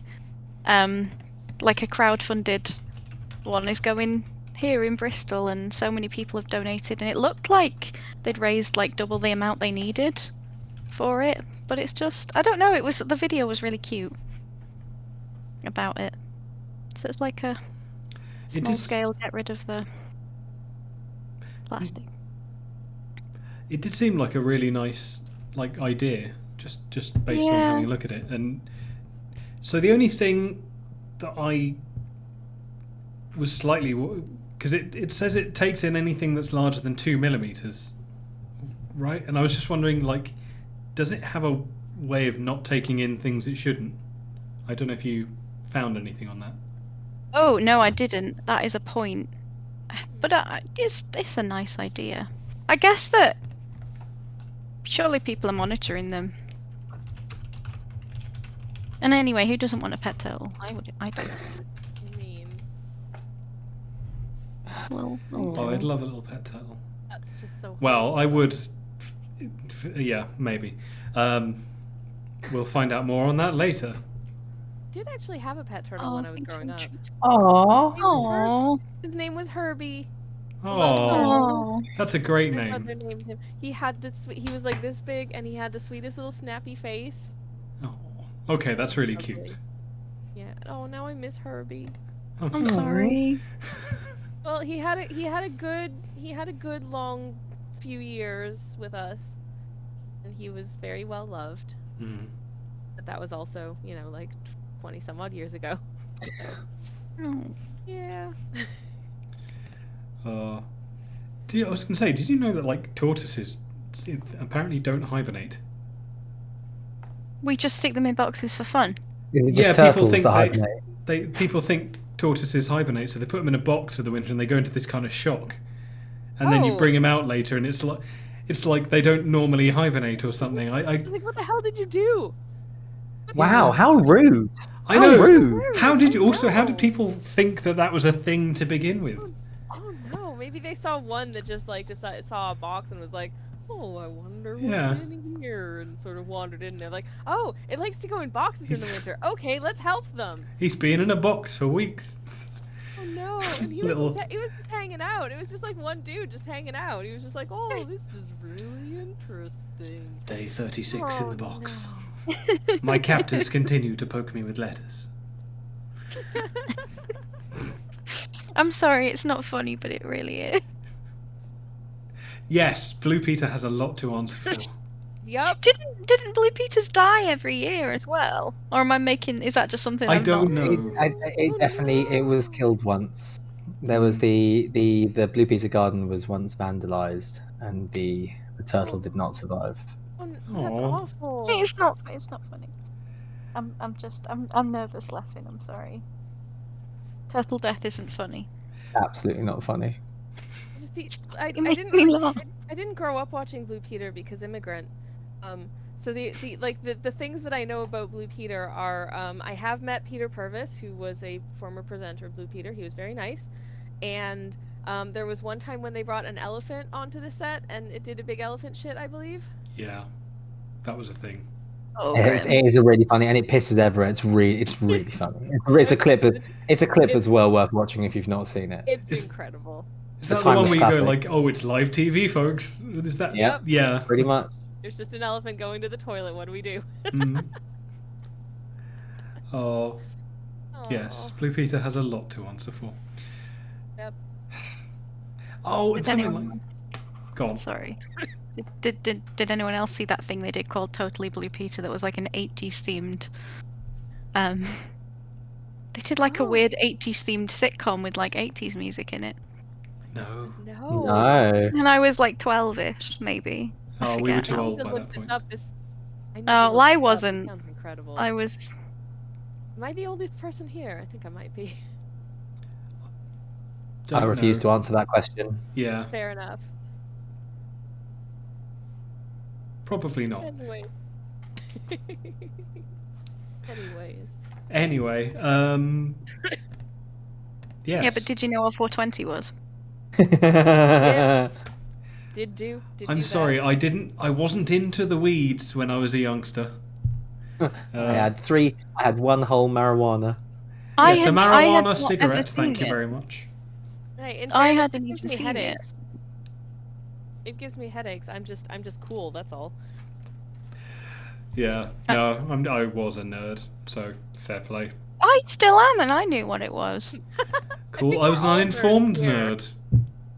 Jesus. Anyways, it's fine. We love you, Kirby. Oh, hey, puppy. Do you remember how they missed? This is Oh, a who was complete it? tangent, but we went to Starbucks at EGX, and you should have seen how they spelled Kirby. It was funny. Mm. How did they? It was like Serby or something. See, it was Carby. It was Carby, that was it, yes. Carby. Sorry. I'd eaten a lot of pizza and I was carby. Oh, Why is it so funny? It was. We tried. That was kind of what I was laughing about, not the turtle death. That's Oh, up, Jin. Jin. okay. We got a special guest. So tonight's winner with one dog. Oh, He knows how to please the crowd. Winner of the whole night is just Jen. Just give the championship to Jen. She's Oh. perfect. Really like jumped up on this whole desk thing. This is the most forward you go normally. But could you mind? Do you mind? My Okay, gosh. I'll give you one treat. Oh, Okay. good girl. Now, if you could please depart, go hibernate. Come on, off you go. Let's get a box. Get in your box. Winter. Get in your box. Jin, this is verging on rude. I'll be honest. Alba has Gin. redeemed treats for Gin, Treats which I for believe Jin. Okay. Right, there we go. There you go. Treats for Jin. That's from Alba. Oh, There you go. excellent girl. Okay, puppy, you're gonna have to get off now. This is too much. Good job. Oh. Bye. Bye. I see her lurking down there. Oh my god. Good girl. You is. Oh, highlight of the street. Of That the was the stream. highlight of my day. Mm. That's the one bit. That's the one bit you can show your mum. Hi, Kirby's mum. Seaman. It's fine. She knows what it is. She said of aquatic transport, surely. Sorry. Aquatic transport, she knows what that is. Of course she knows what seamen are. Seamen aren't a transport. They're the people who power the Yes, transport. go inside it, but presumably if you know about the transport, you know that it needs people. Sure. Anyway, Anyway, round 4. So, Isn't it 5? Round 5. Yeah, I think we're on 5. I Oh hope no, so. wait, we're at the end of round 4. round 4, we're doing the voting. Yeah. Right. Yeah. Okay, so for round 4, science and technology, are we going to go with Sammy's Seagrass for All, Sunny's Jolly Roger Subs, or Luna's Aquatic Bin Men? You have 2 minutes. Voting starts now. So rude. I don't want to sway the voting, but like seagrass sounds fucking awesome. It looks lovely. I was quite enjoying the submarine as well. Okay. That was cool. Also seagrass. I'm looking into something to seagrass. Y'all are I finding meant cool stuff. So I meant Lux, to the bring my- word ban isn't active tonight. I'll have to find a way to refund your points. Nummy will do it. Nummy's great. Nummy's Yeah, already good, because done Kirby it. doesn't know how to do it. That was a Gollum moment then. It's... Gabby doesn't know. I wanted to They tricked us. bring my... He never says that. Does he not? No. I Wait. do. I know this because I... Trixie Hobbits. No, it's nasty little hobbits is wicked, tricksy, false. I know this because I used to do a lot of Gollum impressions when me and Sok were first together, and he still married me. So What's Taters. That's nice. Doom thinks he might have found a photo of you, Sammy. He couldn't take a screenshot, but so there's a photo. He's like, maybe that's Sammy, but he's not sure. can you bring my pets, my Kraken and my Cthulhu? I meant to get them and I don't have them. Oh, good. Sammy, is that you? Has Doom successfully screenshotted you Have to try and find it now. Where is in Kirby's general? it? Okay, I'm scrolling my way. I'm Oh, having a you have different coloured hair. You do have very brown hair. very smiley. Yeah, It's that's me. plausible. That's me. you found two That's- more guys. That's a very blurry me, but those are my specs, and that was my regrettable fringe. Is it regrettable? Well, I'm going back to it. I don't think it was regrettable. Cute. Well, Aw, I'm you're not lovely. used to having a fringe anymore. It's just you just have to put up with seeing my my forehead now. Regrettable fringe Yeah, as this much is as the there's a right lot of one. upkeep, otherwise it's constantly just going in your face. Alba says hi to Soccer, by the way. Oh. Oh wait, Sokka's watching the stream. He knows. Oh yeah, of course. Yeah, There we he's go. in the chat. We have a winner. We do. Kirby. We do have a winner. Oh, okay. Okay, interesting. So it all comes down to the final round because the winner of round 4 is Sammy with Seagrass.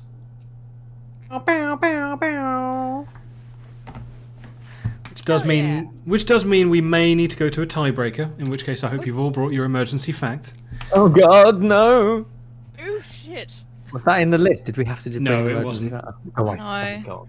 But you're all interesting people. I'm sure you can come up with something. Crumbs. I'm sure I can bullshit something. Yeah, absolutely. We should all make something up. Just complete nonsense.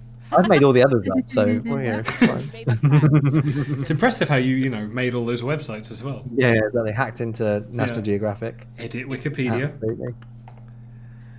Um, No, I mean just to get Gin out again. Yeah. fine. Valid point. Hello, my little point winner. How are you doing?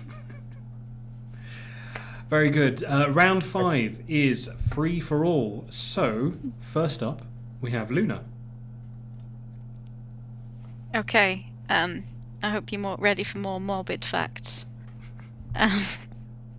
My miscellaneous fact about the sea is that in August 2007, August the 20th, 2007, in the Salish Sea, which is sort of Canada's here, and then like this is bad because mirrored and stuff. But like there's Canada, there's the US, and it's kind of like a little inland sea. Like there's a bit of land, and then the sea's like there, in the middle.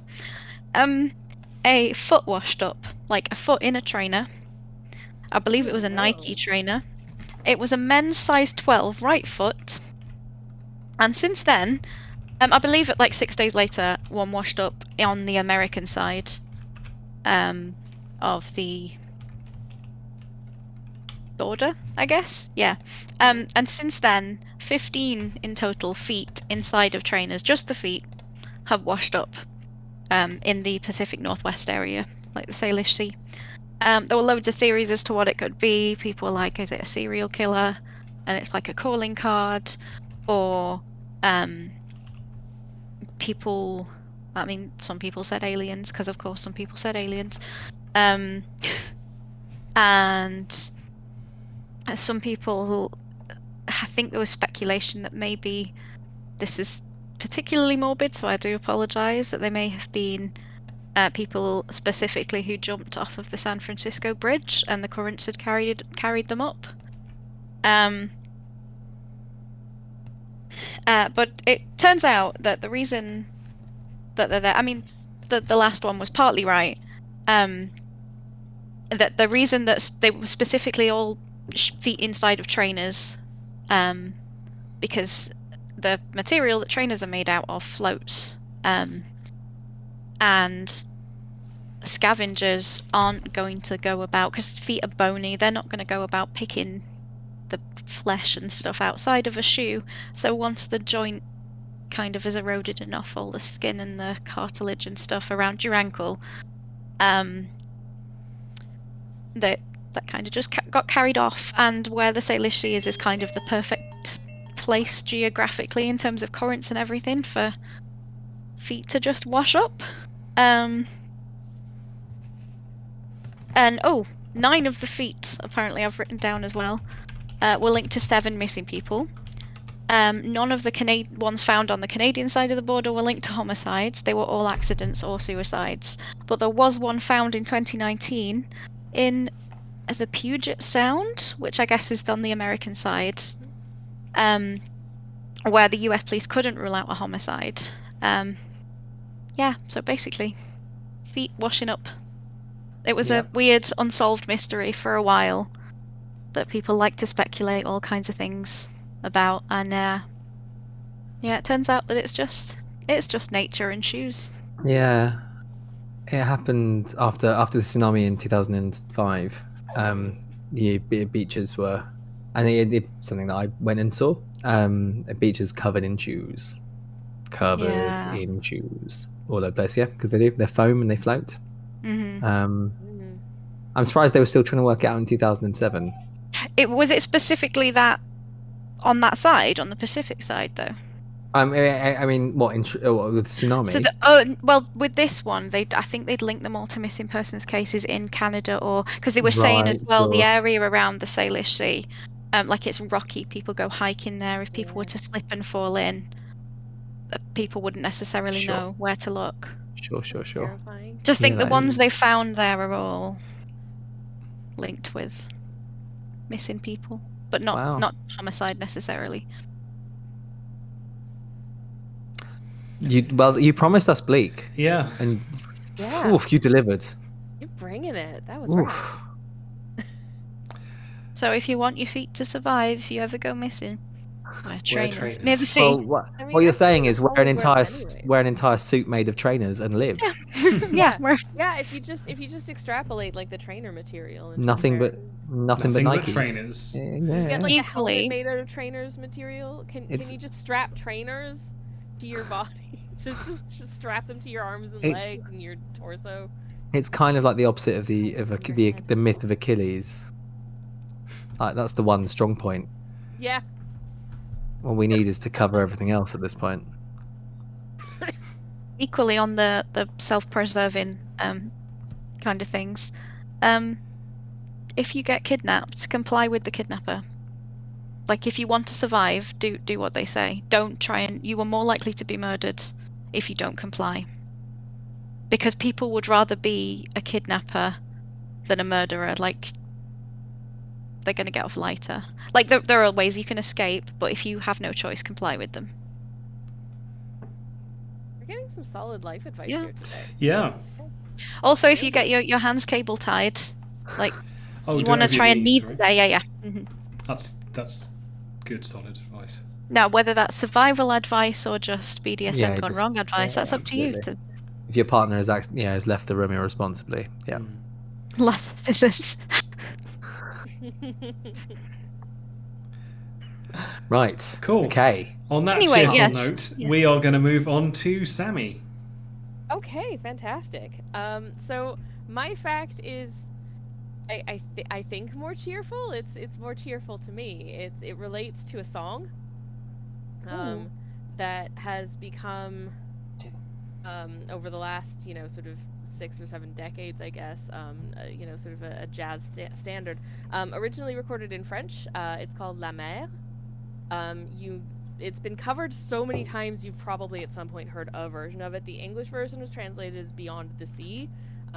Most famously recorded by Bobby Darin, but it's also been recorded by Lawrence Welk, Julio Iglesias, just so many people have covered this song. But it was originally written and recorded by a very famous French singer named Charles Trenet. And the reason that I wanted to bring up the song, not only it's one of my favorite songs, the original version recorded by the songwriter in 1946 is just beautiful. It's got this wonderful sort of like dreamy quality, and it just, I don't know, literally I was listening to it last night and I cried. It's just so good. It's just so good. Anyways, do like YouTube it when we're done here, because I recommend it. It's great. Anyways, but the reason that I wanted to bring it up, so the lyrics, he had originally written the lyrics like when he was a teenager in he just like came up with it, sort of as a poem originally, and it wasn't until 1943 that he came up with the melody. But despite the fact that it's called La Mer, it's about the sea, it was actually, he wrote it on a train, not a boat, which disappoints me slightly. Why didn't he call it the railway? Anyways, Somewhere beside the sea. but in fairness, he was traveling between Montpellier and Perpignan, and it does the railway does get quite close to some coastline, so I'll allow it. But he was just traveling, on this train journey, and the melody just came to him, and so he wrote it out on some blue paper, and he recorded his version of it in 1946, and it became a surprise instant hit, and has been covered dozens of times by other artists. Cool. And I love it. That's all. Aw. That's When good. was it first? What year was it first recorded? How old is it? 1946. So Cool. just after the war. Cool. He originally offered it to a famous chanteuse of the period whose name escapes me, but she turned it down. And I'm gonna guess that, considering that her name escapes me, and we are still doesn't. covering to this day, people are still covering this song. She was probably kicking herself. Just a little bit. Jeez. Wow, that's a lovely little fact. Yeah. Adorable. It's so cute. I'm going to listen to it. So I'm looking for Beyond the Sea. Right. I'm It's not in going to the listen to it end. now. The end credits of Finding Nemo. I was just Is thinking it? that, yeah. Oh, I think that's true. I can pop a YouTube link in the Discord when we're done here, if you would like. Oh, I know this song. Of course. Yeah. Yeah, of course, Yeah. of course. This one. Oh, lovely. Yeah. Oh, amazing. I mean, that doesn't help anyone who's watching, but we know. Yeah, we're Yeah. listening to it. Oh, It's yeah, all yeah, cool. yeah. Someone in the chat has asked, was it Edith Piaf? No, it wasn't. She did fine for herself. Yeah, we know who Edith Piaf We is. love her. Yeah, Yeah. Yeah. Though I will say that whenever I hear her name, I hear the word Edith Pilau. Yes, The the rice. Piaf. I'd like some yes. Piaf rice. Absolutely. Oh, One yes, sec, yeah. please. Mm. Would you like? It's how you say, "Would you like to eat this pilau?" If you've burnt your tongue.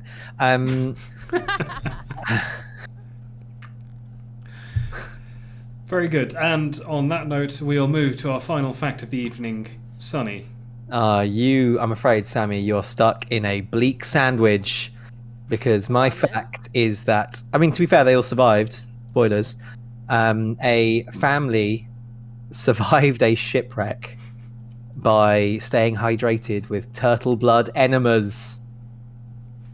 Fuck, what? What? So, picture the scene: family of five. Dougal Robertson, a Australian businessman turned Australian farmer, not very good farmer.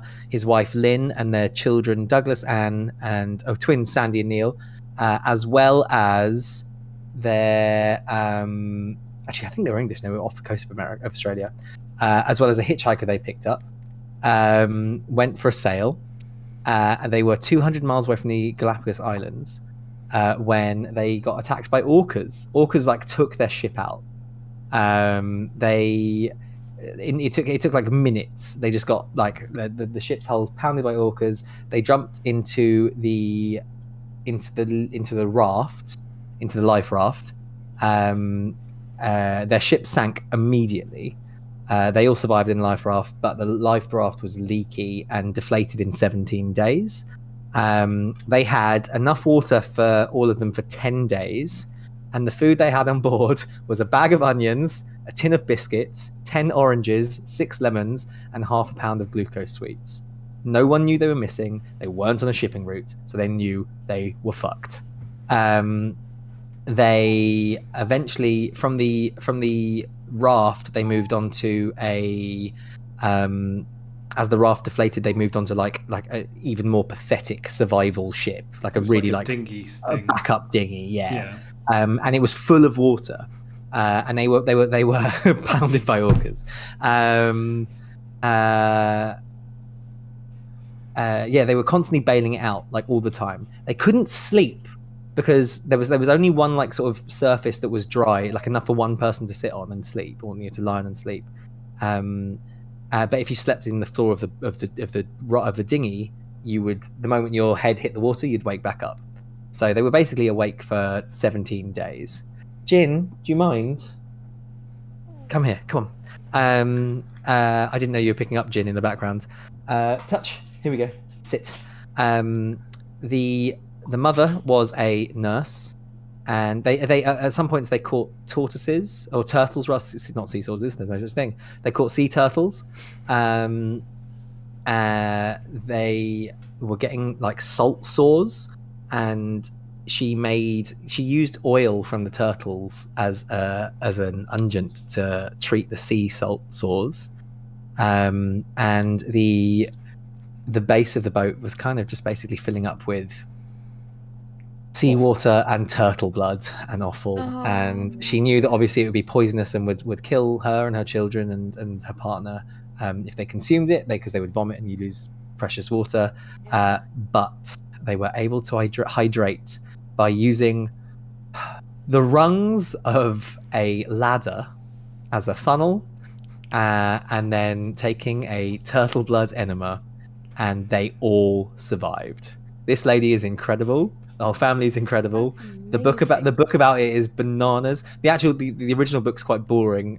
It's quite sort of factual. But there's the Sun has released something else, and there was a movie made around it years ago, but I can't remember what it's called.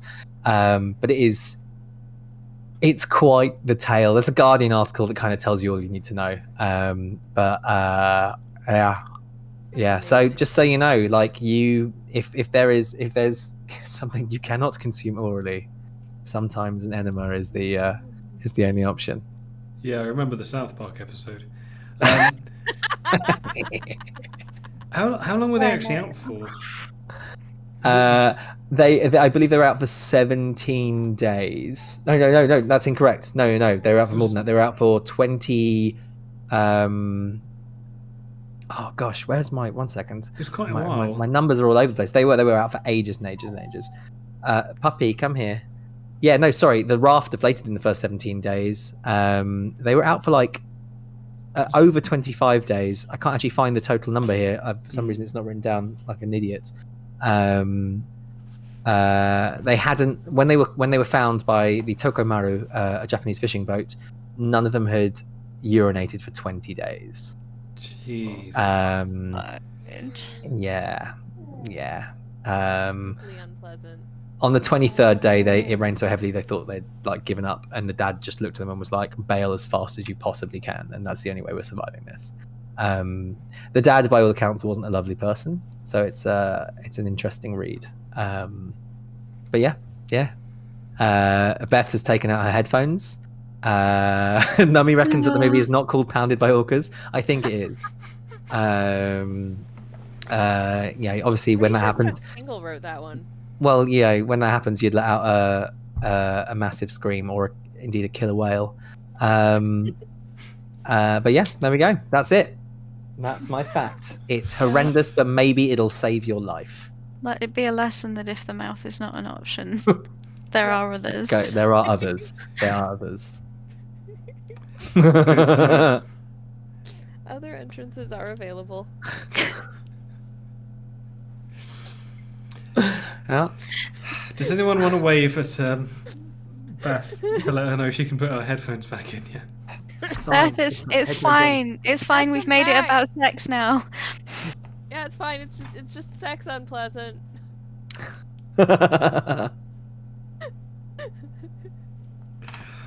Okay.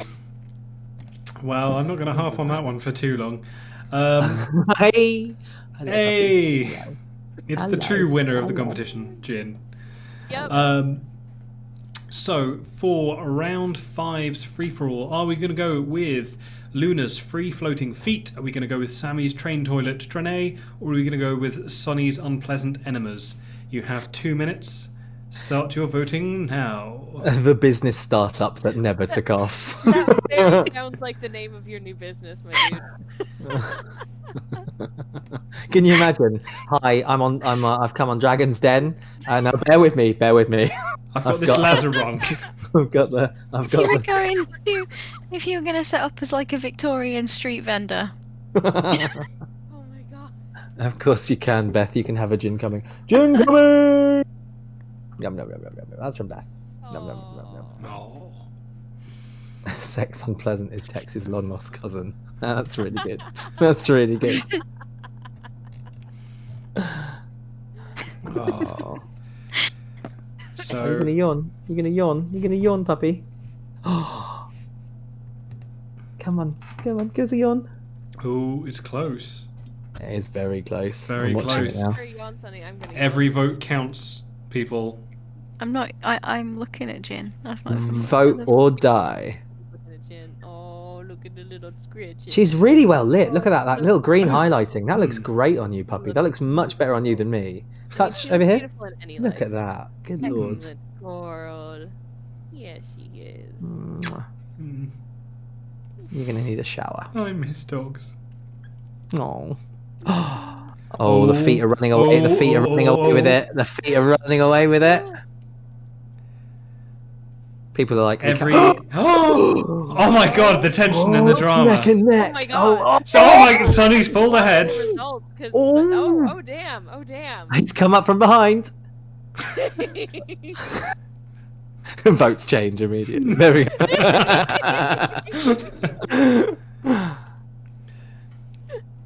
Now I will remind. Oh, it's so. I was gonna say it's so tight, but like it's so close. Oh my gosh. And Sonny wins round 5 with his wonderful story about how a family survived. With no further details. With no further details. Yeah, that's it. The entire fact was a family survives 20-something days at sea with no interesting facts. Yeah. It's fine, don't ask about it.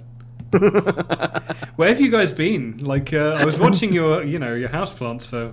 Seems like forever. Seemed like forever, did it? You had a rough time. Oh, okay. What a way to scar your kids. Oh god. Oh, yeah, it's a good point.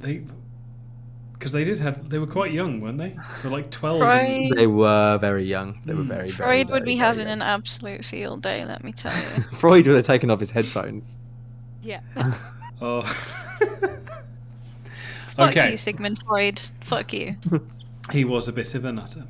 Yeah. So, yes, I'm aware that's an understatement.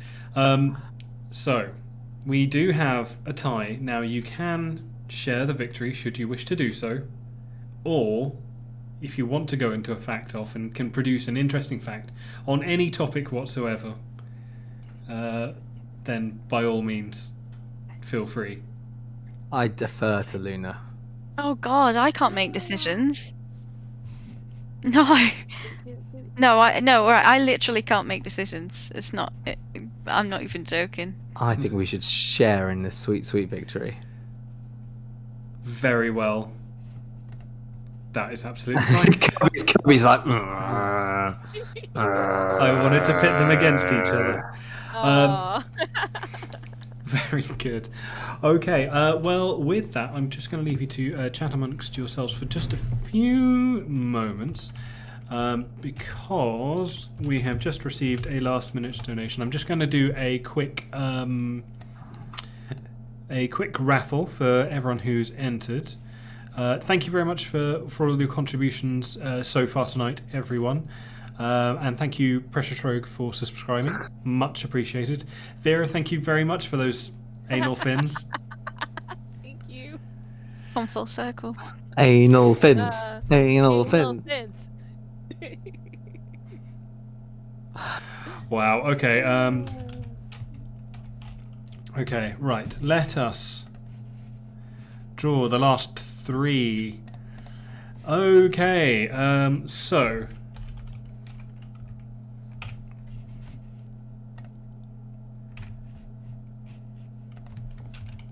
we are very close.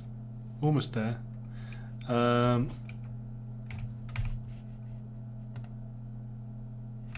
Morning later, Cater. Good. Hey, later, Cater. Okay. So, we have a bit of a conundrum. Lux, I'm going to need some input from you over time. Oh God. Oh dear. So, of course, Lux and Mr. Doom 1 are earlier 2 gift subs. We do have a further 3 to give away. The first, of course, goes to Lux. The second goes to Wabs. And the 5th goes to Lux. So, Lux, thank you for that donation. If you can let me know who you'd like the 2 gift subs to go to, then I will pass them on your behalf, assuming that is how you would like to proceed. And that is fine. Really enjoyed hearing Lux laugh like 5 seconds after I made that joke. It was great. It's really good. Okay. Oh, fantastic. Thank you very much, everyone, for coming along tonight. So, as we know, the winners were Luna and Sunny. We're just going to do a quick outro. So, of course, we have these lovely people who you can find on the internet in various places. Let's start with Sammy. Sammy, where can people find you on the internet? Well, most, I guess, relevantly, you can find me at Twitch user Sammy Kelch here on this very platform. I've also just kind of formally launched my YouTube channel. It's also just my name. There's going to be stuff there. Excellent. Thank you very much. Sunny, where can people find you? You can find me at Twitch. I'm Photo Sunny. You can just Google the word Photo Sunny, and I'm on the internet. I'm also the only Sunny Malhotra that's on all of Google. So if you want to Google just my full name, you will only find things about me. And there's a director in Canada, but he's not very active anymore. So it's basically just me now. It's like Jet Li's the one. I had to kill him and gain his powers. Yes, and I do photography and stuff as well as Twitch streaming. And yes, come say hi. Fantastic, thank you. And Luna Mort. I am on Twitch as Luna Mort.